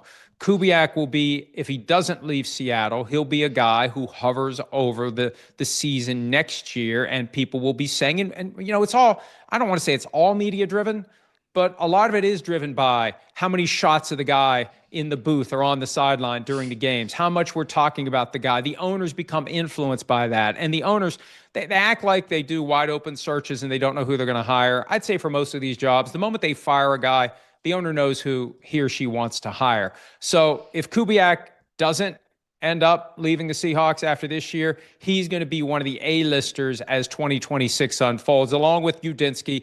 And, of course, the guy that everybody's going to be talking about is Mike Tomlin in 2026 if he chooses to coach in 2027. I mean, Mike, Phillip Rivers withdrew his name from consideration from the Bills job. Is that the first time Phillip Rivers has ever pulled out? Are we surprised? I'm glad you said it. But, well done. And he got the interview. Look, now he's a legitimate candidate. There was a report heading into week 18 that Phillip Rivers could be a candidate for multiple jobs. He ultimately got one interview with the Buffalo Bills, and now he's legitimate. And now the question is, at some point, will he take a job? This reminds me of Josh McCown a few years ago. He was one of the finalists to become head coach of the Houston Texans, even though he had no coaching experience. So what did he do? He went to work as a quarterback's coach. He's been with the Panthers. He's been with the Vikings. And you develop experience that way. Phillip Rivers has no college or pro coaching experience. And I think if he wants to position himself to be an NFL head coach, he needs to be an assistant coach at the NFL level. We'll see if he does it. I know he's coaching high school football, and he's got one of his many kids playing for him. But that will be, I think, the next step for Phillip Rivers if he's serious about becoming an NFL head coach. But here's the reality. We rarely see franchise quarterbacks become head coaches because, number one, they don't need the money. Phillip Rivers has made upwards of $260 million in his career. And second, I think for the guys who were really good players, I think the prospect of coaching guys who aren't as good as they were, specifically quarterbacks, I think that would drive them crazy. I don't know. I mean, Not that it applies in Buffalo. Is pretty expensive. Josh Allen's better than Phillip Rivers. Yeah. I don't think that's any sort of hot take or any, crazy statement there. But last one for you before you let you go. Jesse Minter is the head coach in Baltimore. I liked the hire, but then that brings up another massive question of who will be Lamar Jackson's offensive coordinator. What have you heard on that front? Look, I want to take it one step farther. I don't think it's a given Lamar Jackson's going to be back with the Ravens. We've been talking about this. We've been writing about it. Just because John Harbaugh was fired, it's not like Dan Reeves versus John Elway back in the early 90s when Pat Bowlen picked quarterback over coach. I think there's still a chance that Lamar Jackson decides it's time for a fresh start for him too. And he's got a ton of power in this situation. He's got 2 years left under contract. There's a no tag clause in his deal. So he walks away 2 years from now as a free agent if he wants to. They want to get him signed to an extension. All he has to say is, I'll take my $104 million over the next 2 years, and I'll go wherever I want. And there's a thought that he'd like to get back to Miami, and that would be a perfect time 2 years from now because that's when the $99 million in dead money charge for Tua Tagovailoa disappears from their books. But I think we just need to see what is his thought about the Ravens not hiring an offensive specialist, maybe a former head coach who was available like a Mike McDaniel, and instead going with a first-time head coach, defensive specialist who Jackson knows because he was in Baltimore for 3 years, the first 3 years of Jackson's career. But because Jackson doesn't talk to anybody, he doesn't have an agent to talk to the media and say what he's thinking. We don't know what he's thinking. So I don't know that the offensive coordinator hire is going to be a big factor. I think the threshold question is, what does he think about Jesse Minter? If he likes it, it should be fine. If he doesn't, it may not be fine. Stay up to date with the latest, greatest by following at Pro Football Talk. Read them there. We know that. Check out The Big Shield. Available. All the ebooks are only 99 cents right now. Go out and get it. Mike, we always appreciate your time, my friend. Thanks for hanging out with us. Stay safe in all this weather. All right, thanks. Good talking to you. Thanks, great stuff from Mike. Coming up, while you were footballing over the weekend, some of the young guns in college basketball threw down. We'll tell you about what it means for them and for the NBA next.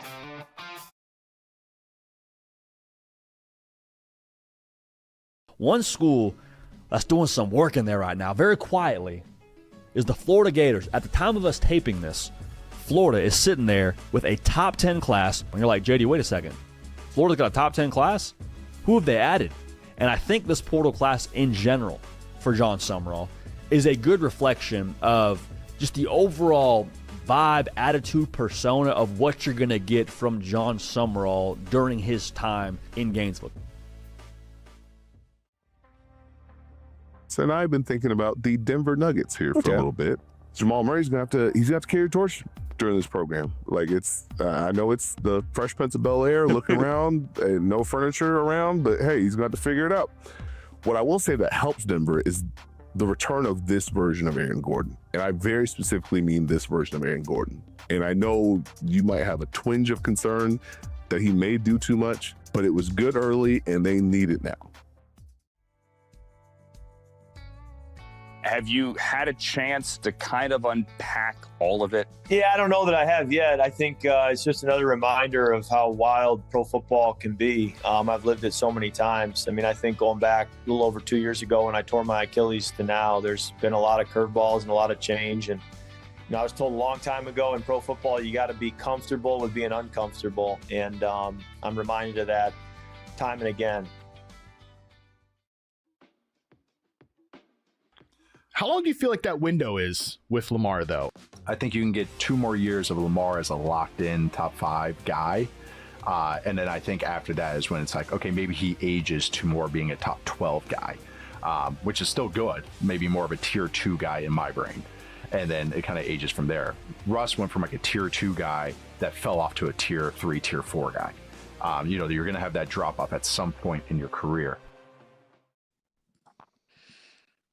In case you weren't aware, that man, AJ Dybantsa, is absolutely killing it. 43 points, 6 boards, 15 of 24 for BYU from the field. Absolutely incredible. And one of those players, and I say one of because there are multiple, one of these young phenoms that could go first overall in the next year's NBA draft, because you've got 3 guys that are all out here. You got AJ Dybantsa that is absolutely doing man things in college basketball. You got Cameron Boozer. I'm old enough to know what it was like to watch his dad play.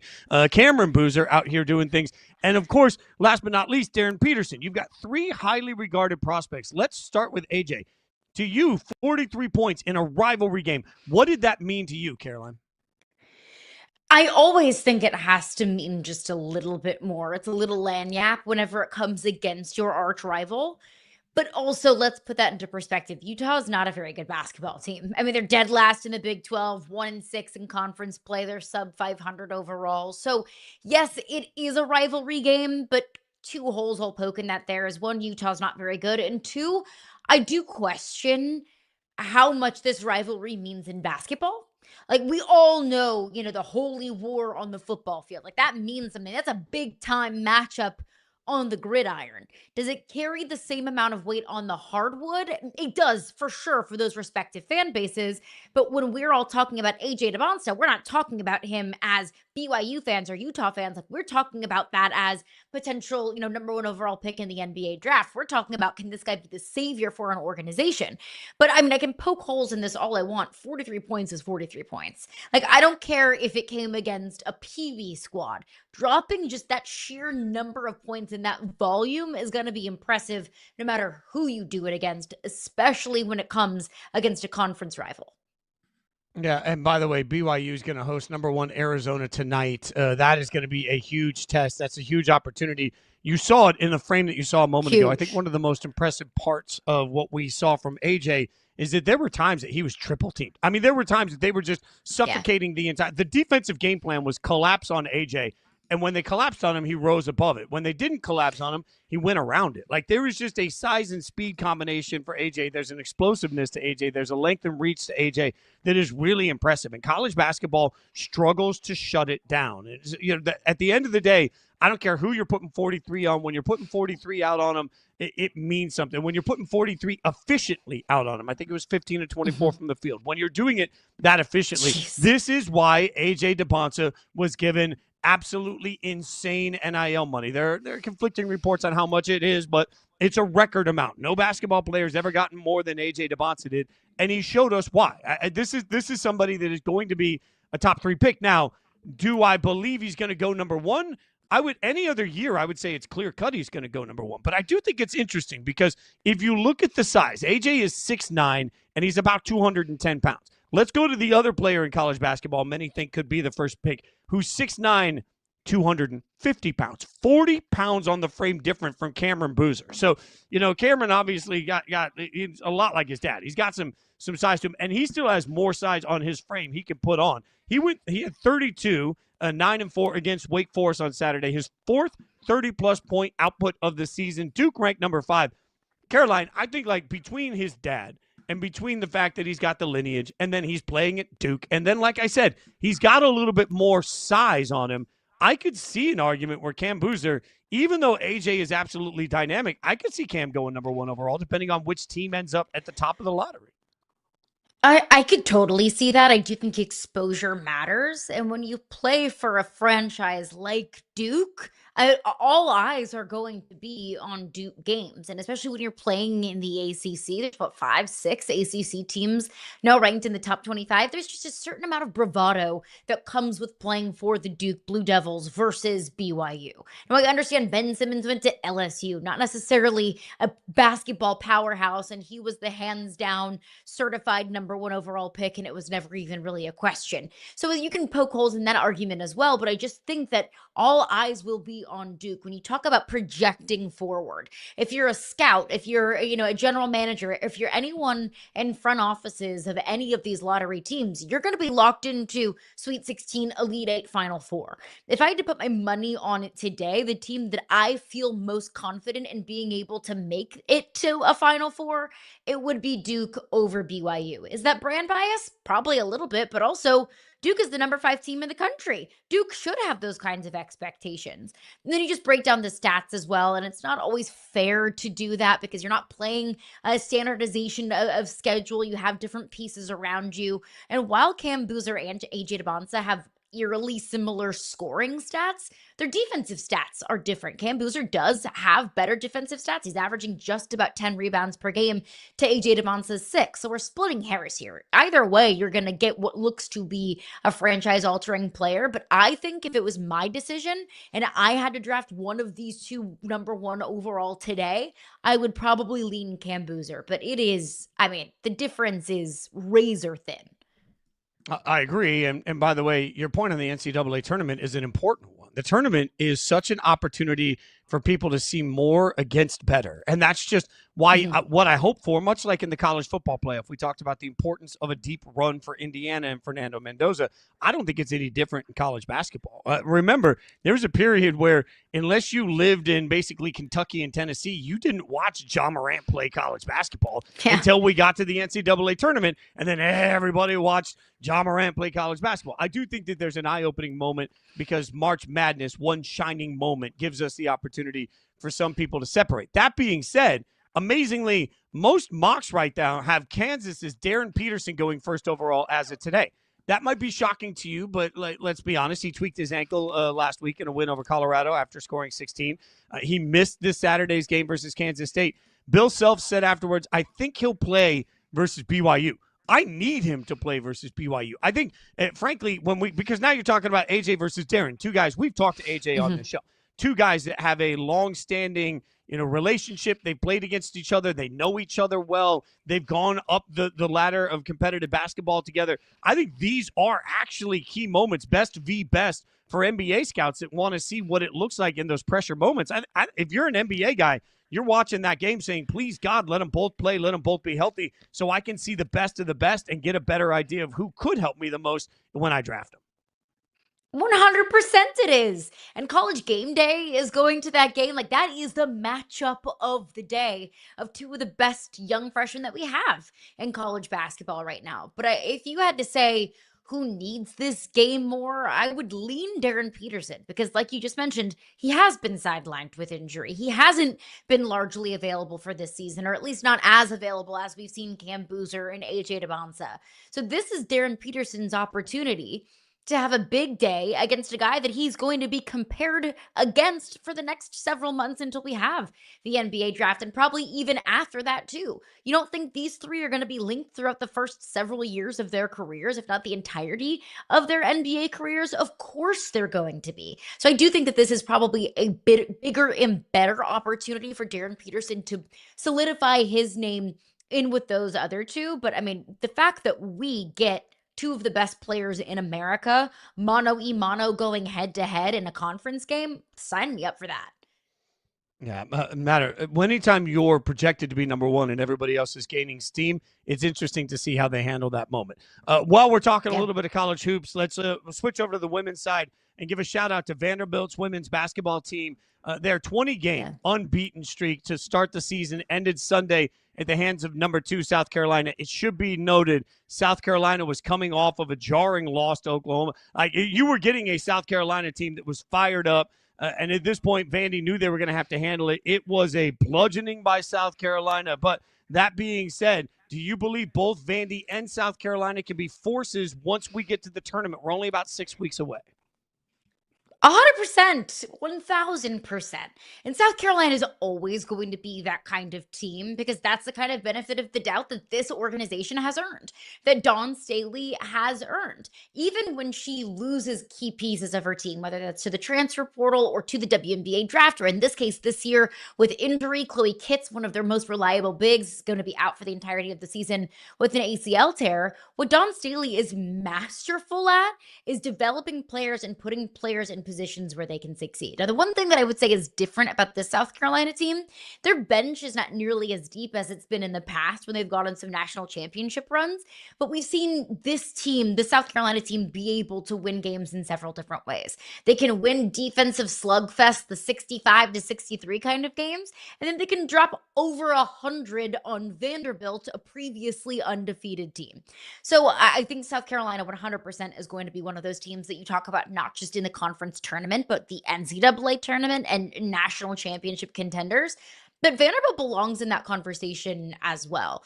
We'll learn a lot about Vanderbilt over the next month. But Vanderbilt has one of the most exciting players in the country in Michaela Blakes. I think she is a player of the year candidate.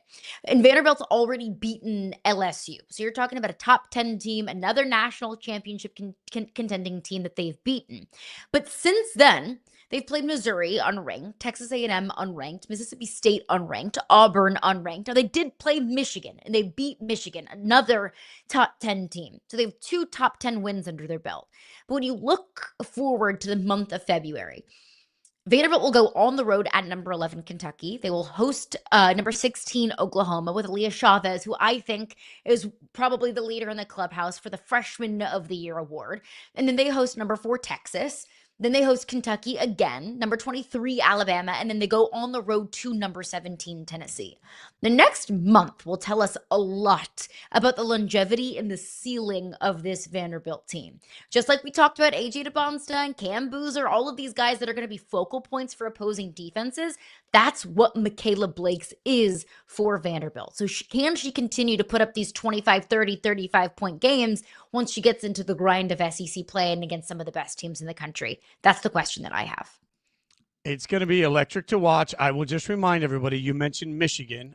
Michigan lost to UConn by 3 points. I mentioned that because if you take that one game out, the undefeated UConn Huskies that are currently number 1 are winning of an average margin of victory of almost 40 points a game. So they're insane. Everybody's going to have to bring something different. The level of UConn women's basketball this year is absolutely dominant. All right, speaking of college basketball, speaking of basketball, we're going to get into the NBA. Some big injury news over the course of the weekend. Giannis out. What's it mean? We'll tell you next.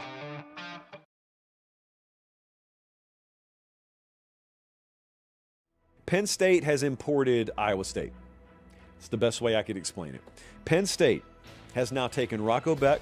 They took RB1. They took wide receiver 1. They took 3 offensive linemen. I detest that this is how college football works at the moment, but it's the way it works at the moment. And that is when you take a head coach, part of the thinking behind hiring the head coach is who he can bring with him.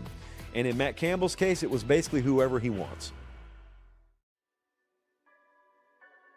I'm very fascinated to see which direction they go here because I think that Roman, this is the deal with him. He's not terrible. He's not offensive as an offensive coordinator, but he can get you to a certain point. You need somebody else to get you to the next point. I think he's done a good job with Herbert getting him to run more and getting him to push the ball down the field. Now I'd like to see, someone kind of just, again, give him some more quicker options. That's the type of stuff I'd like to see from the next coach.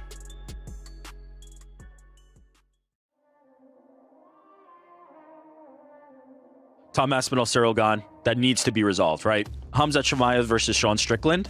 But I will accept Hamzat Shemaiah versus Fluffy Hernandez. If Fluffy beats Sean Strickland, I'll take either of those. Here's another one of my, but you accept these as secondary. 100%. Armin Sarukian versus UFC lightweight champion. We cannot just keep having Armin doing grappling matches and eating and all this stuff. I'm kind of okay with it. No, I'm not. No, I know you love it. You get the first pick in the underrated player draft. Who are you taking? Jalen Duren has never made an All-Star game. He's never made an All-NBA team. He's gotten so much better as a scorer this year.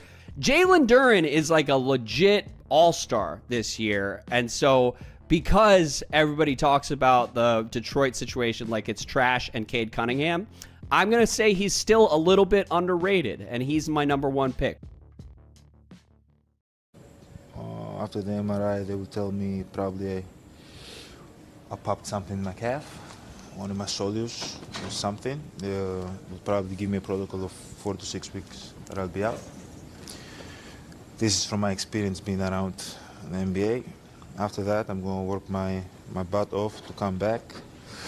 That will probably be end of February, beginning of March. Hopefully the team in a place that we can at least make the play or make the playoffs. And just take it day by day, try to get better. That is a despondent Giannis Antetokounmpo trying to figure out how to make sense of coming back from an injury. The Milwaukee Bucks locker room tension is at an all-time high per Shams. The Bucks-Giannis conversation have, quote, recently intensified into very substantial talks with Antetokounmpo, very frustrated by the losing. At this point, he's going to be out 4 to 6 weeks. So as he points out there, all he can do is rehab and hope that while he's rehabbing, Caroline, the team can stay competitive enough to maybe make the play and give him something to play for. This coming just a few days after he was very painfully blunt in a post-game press conference about the team not caring enough. So it just feels like Milwaukee is broken. Is their culture collapsing? It feels like it a little bit. And look, I always say culture's easy when you're winning because that's your culture. When your culture really shines through is when you're losing. Milwaukee's not a very good basketball team. So if Giannis is fed up, if this entire locker room is fed up, I don't blame them. And look, I know that Giannis is the face of the franchise. I know that Giannis is the leader in the locker room. Giannis is the Milwaukee Bucks. But when I hear Giannis, when he sounds that way, he sounds totally just, for lack of a better term, just down in the dumps. I turn to Doc Rivers and I say, you're the coach. What are you doing about this? Everybody knows that without Giannis, the Bucks are totally and completely screwed. So what is Doc Rivers going to do about it to improve morale, to at least try and put together a basketball team that can play a respectful brand of basketball? Whenever the culture feels like it's in question, whenever the mood just feels like it is so incredibly low, I don't think anyone would be looking at Giannis and saying, yay, woohoo, I'm so excited. I'm going to be out for the next 4 to 6 weeks with the calf is strained. Like, no, nobody's expecting him to be overly chipper about all of these things.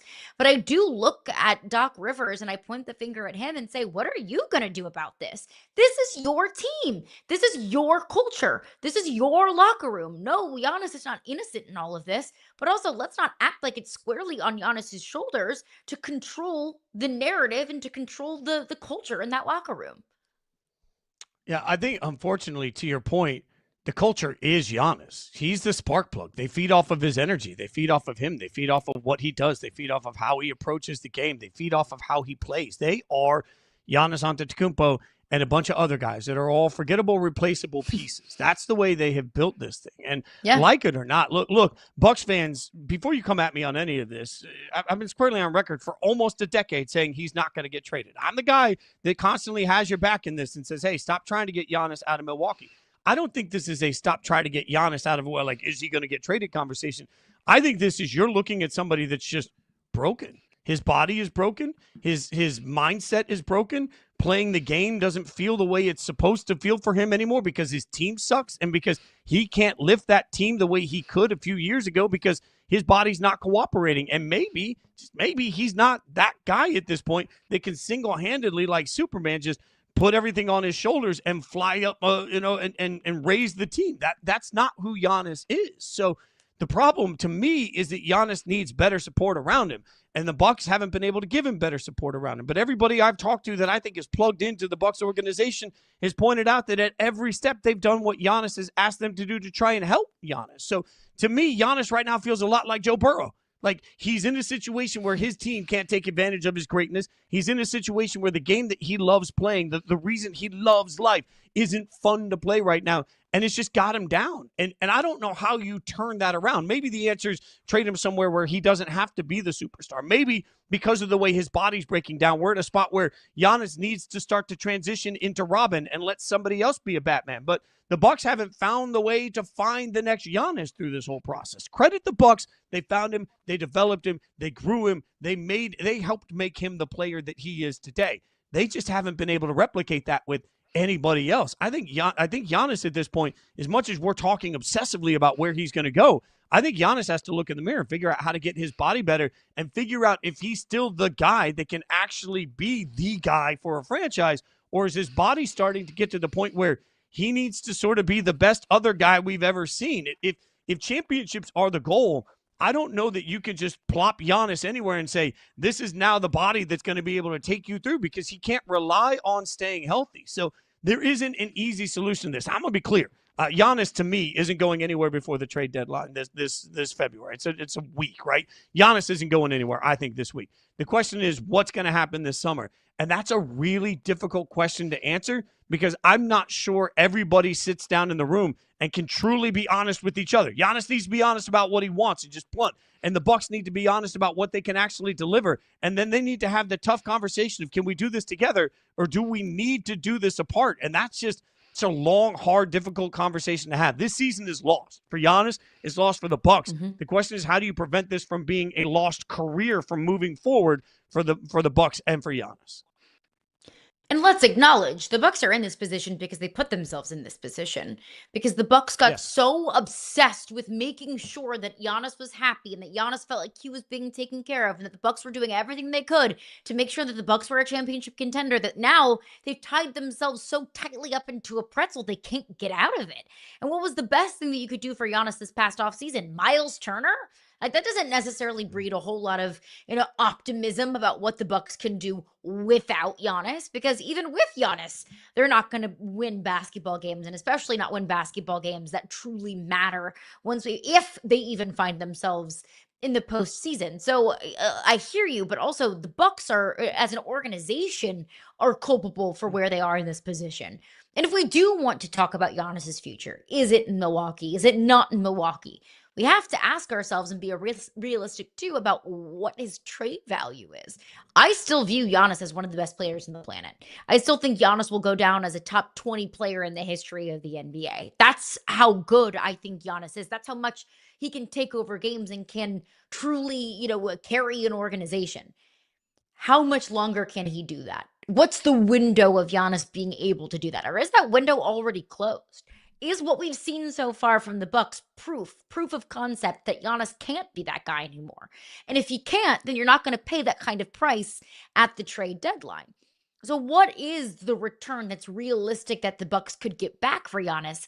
And is it good enough for the Bucks to be able to swallow that and say, okay, maybe we're getting pennies on the dollar, but we also have to answer to all of our fans who are pissed off at the organization for trading away its heart and soul for pennies on the dollar, for peanuts, or whatever it would be in return. Because if I'm the Bucks, it has to be worth it for me to trade away Giannis. And if you're a team that's potentially interested in trading for Giannis, what's worth it? Yeah, you're right, because, again, go back and look at pictures of Giannis his rookie year. I implore everybody that's forgotten how scrawny and how little he was, right? Like, he's put so much size on his body, and I'm not sure his body agrees with the size that's been put on. It's part of what's made him an explosive, dynamic player, but now it's starting to break down over and over and over again. And the fact that, realistically, he knew the timeline of this injury and he knows about how long it's going to take because he's suffered it so many times. He's broken. His body's broken. His spirit's broken. Like, somebody needs to come in and sort of give Giannis the spiritual hug that he needs to get out of the funk that he's in. And that's easier said than done, Caroline. So you're right. I am genuinely curious, if you're the Bucks, if you just reach the point where you say, hey, we love you and honor you so much, we'll move you wherever you want to be moved. But that's not what they've done in previous years, because there's supposedly been conversations with other teams and they're holding to some sort of value. You're never going to get the value. The problem is the brand and the recognition and sort of what Giannis, the spirit of Giannis Antetokounmpo, means so much to the Bucks. You're never going to get tangible trade value that will make that spirit worth getting rid of. But at some point, for the best of the player and for the best of your franchise, I do wonder, do you just have to part ways and say, hey, we're going to start a long rebuild, and we're going to send you somewhere where hopefully you can get what you're looking for because we love you and you love us, and everybody's going to be happy. I genuinely believe that Giannis deserves a statue in Milwaukee. And the fact that he brought a championship, I will never be somebody that says you only won one championship. That is so disrespectful to what it takes to win a championship in the NBA. It disgusts me the way that we talk about champions and just sit there and say, well, you only won one, like anybody sitting with their fat ass on a couch could ever accomplish that in their lives. I refuse to do that to Giannis. At the end of the day, he deserves his statue in Milwaukee, and he deserves to be remembered forever as somebody that brought the Larry O'Brien to that city. But, man, at some point you can't live in the past of where it was. You got to live in the future of where you're going. And to your point, they may not be able to get the right trade value. I'm not sure they'll ever be able to separate emotionally from what they believe that trade value is to suddenly find the trade value that they want. Plenty more to come. We've got lots to break down over the course of the show. But over the weekend, while you were watching football and you were watching the NBA, a bunch of us were watching the most death-defying thing I could ever imagine. Hell, I don't even like getting on a step stool. I'm so afraid of heights. And Alex went all the way up to the top of a building. We'll tell you about it next.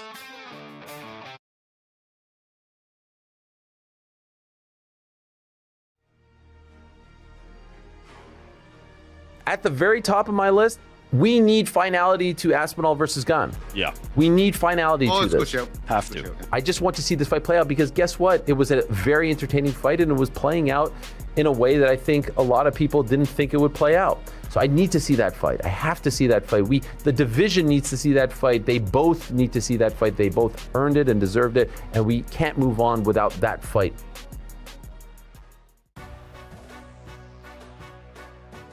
Do the Spurs still take Dylan Harper over Con Knippel and VJ Edgecombe?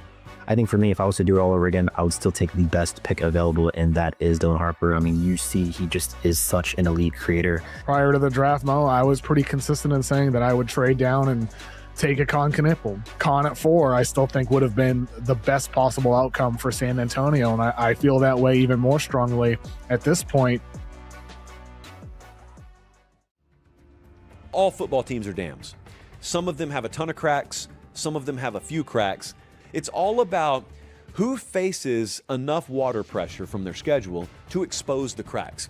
Most of the time when you're playing in the Big Ten or the SEC, you're going to face several tests that will expose your cracks. I don't think Ohio State did this year. They faced Texas early in the year, and they just never faced enough pressure to expose the cracks. Did you notice that the scoring totals had fallen in the new year, that the New Year's resolution apparently was to bring physicality back?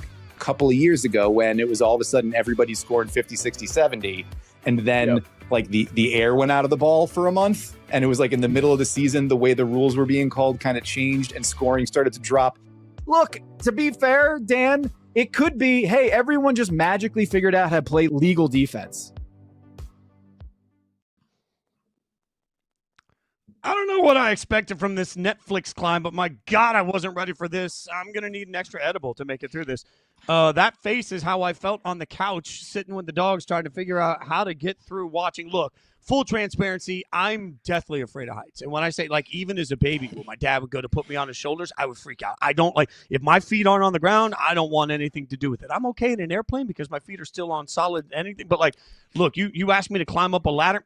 No, ain't happening. So watching this death-defying, oh my God, skyscraper climb. When Alex got to the when he got to the dragons, where he had to like flop his feet over on the side of a dragon and catch onto the side and just wiggle his way on up, I was absolutely mortified, Caroline. Like Netflix, by the way. I found the broadcast to be electrifying. I thought it was incredible. I was glued to every single second of it. I need more of this in my life. Random things like this. I couldn't stop watching it. It was that moment for me when he was going up those kind of ring things and he just wrapped his legs around the ring and like undid his arms and he was putting chalk on his hands and like wiping his hands off. I'm like, what are you doing? You are so far off the ground. Get your hands back there. I audibly gasped and screamed when he did that. And look, the event itself I thought was great. I thought the production quality was great. doing live events of a man climbing up a building, like you don't teach that in school, right? I thought they did the best job that they possibly could have doing live television. I had a blast with it. I love that they had his wife up there so you could kind of get her whole account of everything. I mean, if my husband was climbing a building like that, I would not be nearly as calm, cool, and collected as she was. But I just loved that we had a moment outside of live sporting events that it felt like everyone was watching at the exact same time. We don't get the same amount of live programming maybe as we used to get, right? We all record things, we watch things on Netflix, we watch things on streaming services that we used to have those live Shark Week events that everybody was tuned into. We used to all watch The Bachelor and The Bachelorette live, and we were all having these conversations at the same time in real time. We would all wake up the next day and go to work and talk about it at the water cooler. Sports are really the only thing that we have now that everybody watches all collectively at the same time live. So it felt like a little bit of a blast from the past of these live events that we used to just all watch together. And I loved it. I want more of these events, whether it's climbing Taipei 101, whether it's Michael Phelps racing a shark in the pool, or whatever it might be. I'm here for these kind of live events outside of just live sporting events. I'd never honestly thought about what you said in relation to this until you were saying it. But, frankly, I remember when Friends first became wildly popular, like Thursday night NBC TV was like, it was must-watch TV. And part of the reason was because Friday, that's what everybody talked about. So, like, pre-DVRs and watching on demand and making sure that you could watch whatever you want and streaming, binging, everything. You're right. Like, TV was very communal. If you go all the way back to the 80s, even before my time, shows like MASH and Cheers were such a cultural phenomenon because, that generation would get up and they would, the next day, that's what people talked about at the water cooler, right? Like, so you're right that this created that. And that's sometimes where, as much as we talk about Twitter X and some of the bad things that happened there, these moments of knowing we're all in this thing together watching him are incredible. There is a piece of me because my immediate thought was the same as yours. Like when I was a kid, the ABC Wide World of Sports would show like Evel Knievel doing these jumps, and you always watched it thinking, what if, right? But most of the time that was pre-taped and it was edited and everything's put together. This was live, and I did find myself afterwards wondering, this was an easy climb for him compared to what he's done in the past. And I get that this was probably just, par for the course. But I thought about it when he was going up and he was surprised that there were people in the building at one point. He said, "Oh, there's people taking my picture." Like I looked at that and thought, what if he just gets shocked? Like, what if a bird comes out of nowhere and just like starts attacking his eye? Like, what if the what ifs to me, the worrier, just started to make me think, what if this goes wrong? Like, as much as I am, I sat here and said, I want more of this. Where is the line? Like, I'm not one to come in and tell anybody what to watch, how to watch. Like, you do you, whatever makes you happy.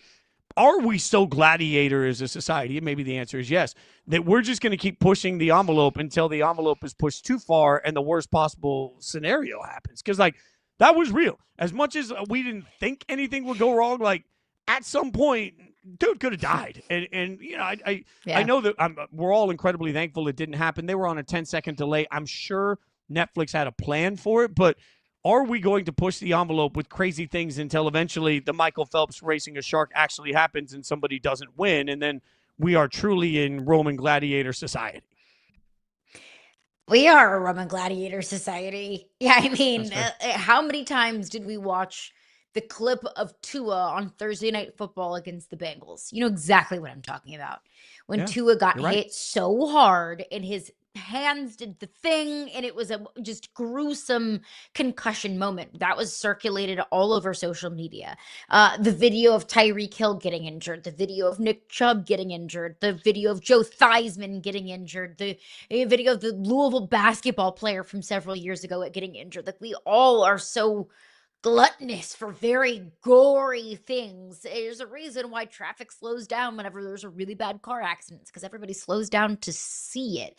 We are that kind of gladiator society. But to your point, as somebody that works in media and is very passionate about the business of media, what is that line between shock value and taking care of your viewers and making sure that everybody is taken care of, everybody in your, whether it's the spectacle, everybody that's on your broadcast team, or everybody that's watching it?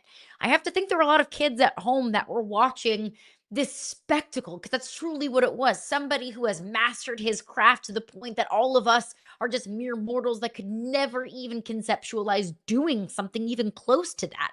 So of course you want to watch it, but where is the line? What is your obligation as a broadcast to make sure that everybody is taken care of, while also making sure that you have that shock value, that you have that thing, that something that everybody feels like they have to tune into? Because I do feel like that was kind of the element of that on Saturday night, was everybody felt like they had to tune in to watch something, to someone truly defy gravity. So I hope that we never get to that point. I do hope that we have more spectacles like this, but it is fascinating from a broadcast perspective, and maybe that's just me as a broadcast nerd. How do you manage that? What would Netflix have done if, God forbid, knock on wood, something went awry? I'm sure they had a plan, of course, because what They thing I had didn't know coming into the broadcast, I thought they did a really nice job of picture in picture, still watching the climb, but also watching a nice little feature about, his life as a dad, nice little feature about how he trains, all of these things. I think they had enough things built that were really, frankly, again, beautifully done. I thought Netflix did a spectacular job with this broadcast. I was absolutely I thought so locked too. into it. Unpopular opinion, I learned though. Look, I'll flat out say the quiet thing out loud. There's just a lot of people that feel like they have big opinions about Elle Duncan, and they want to come out and say what they like. Elle could do anything, and there's a group of people out there that are just ready to hate on Elle for whatever reason that they have, or whatever their motivation is, or whoever. Elle, fully transparent, Elle is one of my dear friends. I absolutely love her. She and her husband are close to me. I will always support Elle. I also thought, unbiased to me, I thought Elle was spectacular. And I did not realize it was, I didn't realize people hated it until I saw that. But I will also remind the entire, as you said, Elle Duncan just absolutely crushing this broadcast, and no one's surprised to anybody. I will absolutely remind the world, Twitter isn't real. Like, X isn't real. And SVP said to us at ESPN years ago, Scott said, remember, when you're arguing with somebody on Twitter, you're probably arguing with the 12-year-old in their mom's basement. We need to remember that all of these unverified accounts are just middle school fat kids that are getting picked on by everybody else, trying to take it out on somebody else. So people feel some kind of way about, like, if you have judged somebody before they've even opened their mouth, and I really don't give a damn what your opinion is about their work, that's what happened for many people. If you didn't like it, also, guess what? Like, that's totally okay. It's fine. I have long since said, like, there are, like, I don't like Kenny Chesney's music personally. Kenny's a really nice guy. I don't like Kenny Chesney's music. Like, it doesn't move me.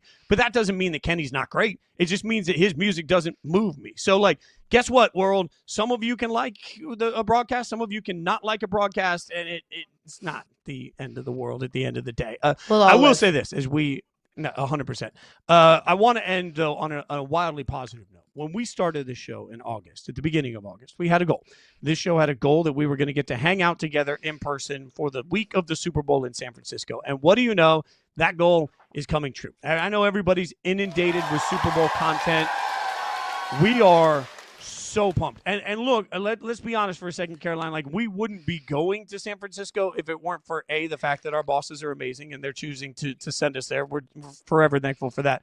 But also, the fact is, above and beyond everybody that's latched onto the show on YouTube and on free TV, which we appreciate so much, tens of millions of people every month absorb our clips in every possible way. We wouldn't be in San Francisco were it not for the people that take the time to watch this show. So I know we're forever grateful, because this is not about us. It's about everybody that works behind the scenes, and it's about everybody that actually gives us time to watch our clips.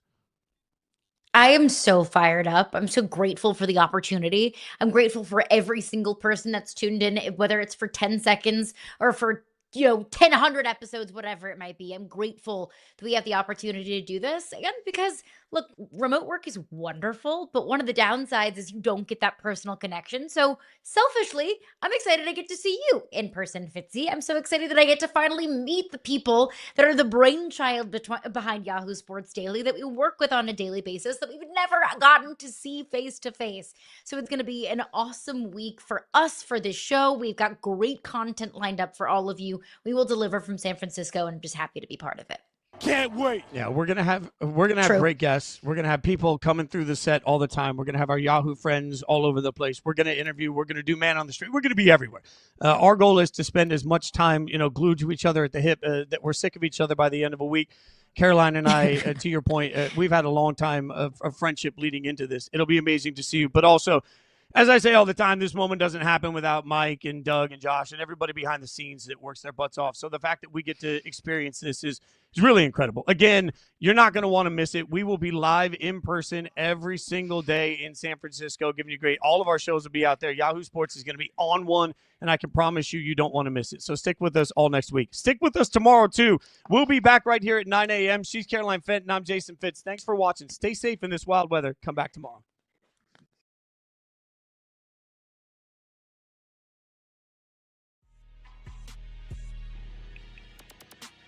Give us your breakout fighters of 2026. You're not going to believe that. Number one is Manchester top teams, Atiba Gutierrez. I think he's going to be the next big African star. Already is. He's chiseled out of stone. He's got unbelievable power, great skill, huge for the weight class. Very, very impressive. And again, you speak to the guys over at Manchester Top Team, they could not be more excited about his potential. Usually I would dunk on a team that's 8-9 going to the playoffs. You don't deserve it. For Carolina, celebrate it. This was a big step forward season. However you got there, you wanted some hope. You wanted something to be happy about. You backed into it, fine. I don't care. The Panthers did have some quality wins this year. They did seem to be making progress. So for the Panthers, hey, step forward, good job, celebrate it. It's a really nice year for the Carolina Panthers to win this division no matter how they did it. I don't know how anyone could expect Kalen DeBoer to get Alabama back to where Nick Saban had it, because he's not going to. I would suggest to you that had Nick Saban stuck around at Alabama, he wasn't getting Alabama back to where Nick Saban had it a decade prior. And that's Nick literal Saban. I don't think Kirby Smart's getting Georgia back to what Georgia was a few years ago. Dabo's not going to get Clemson back to what Clemson was. It's almost like the entire world has changed. Oh, let's get to another factory of sadness. The Atlanta Falcons, who fired Raheem Morris after 2 8-9 seasons. You got Bijan Robinson, you got Drake London. That was what Raheem Morris said when they asked him, why did you take this job? Yep. And you still got those guys. And you still got those two guys.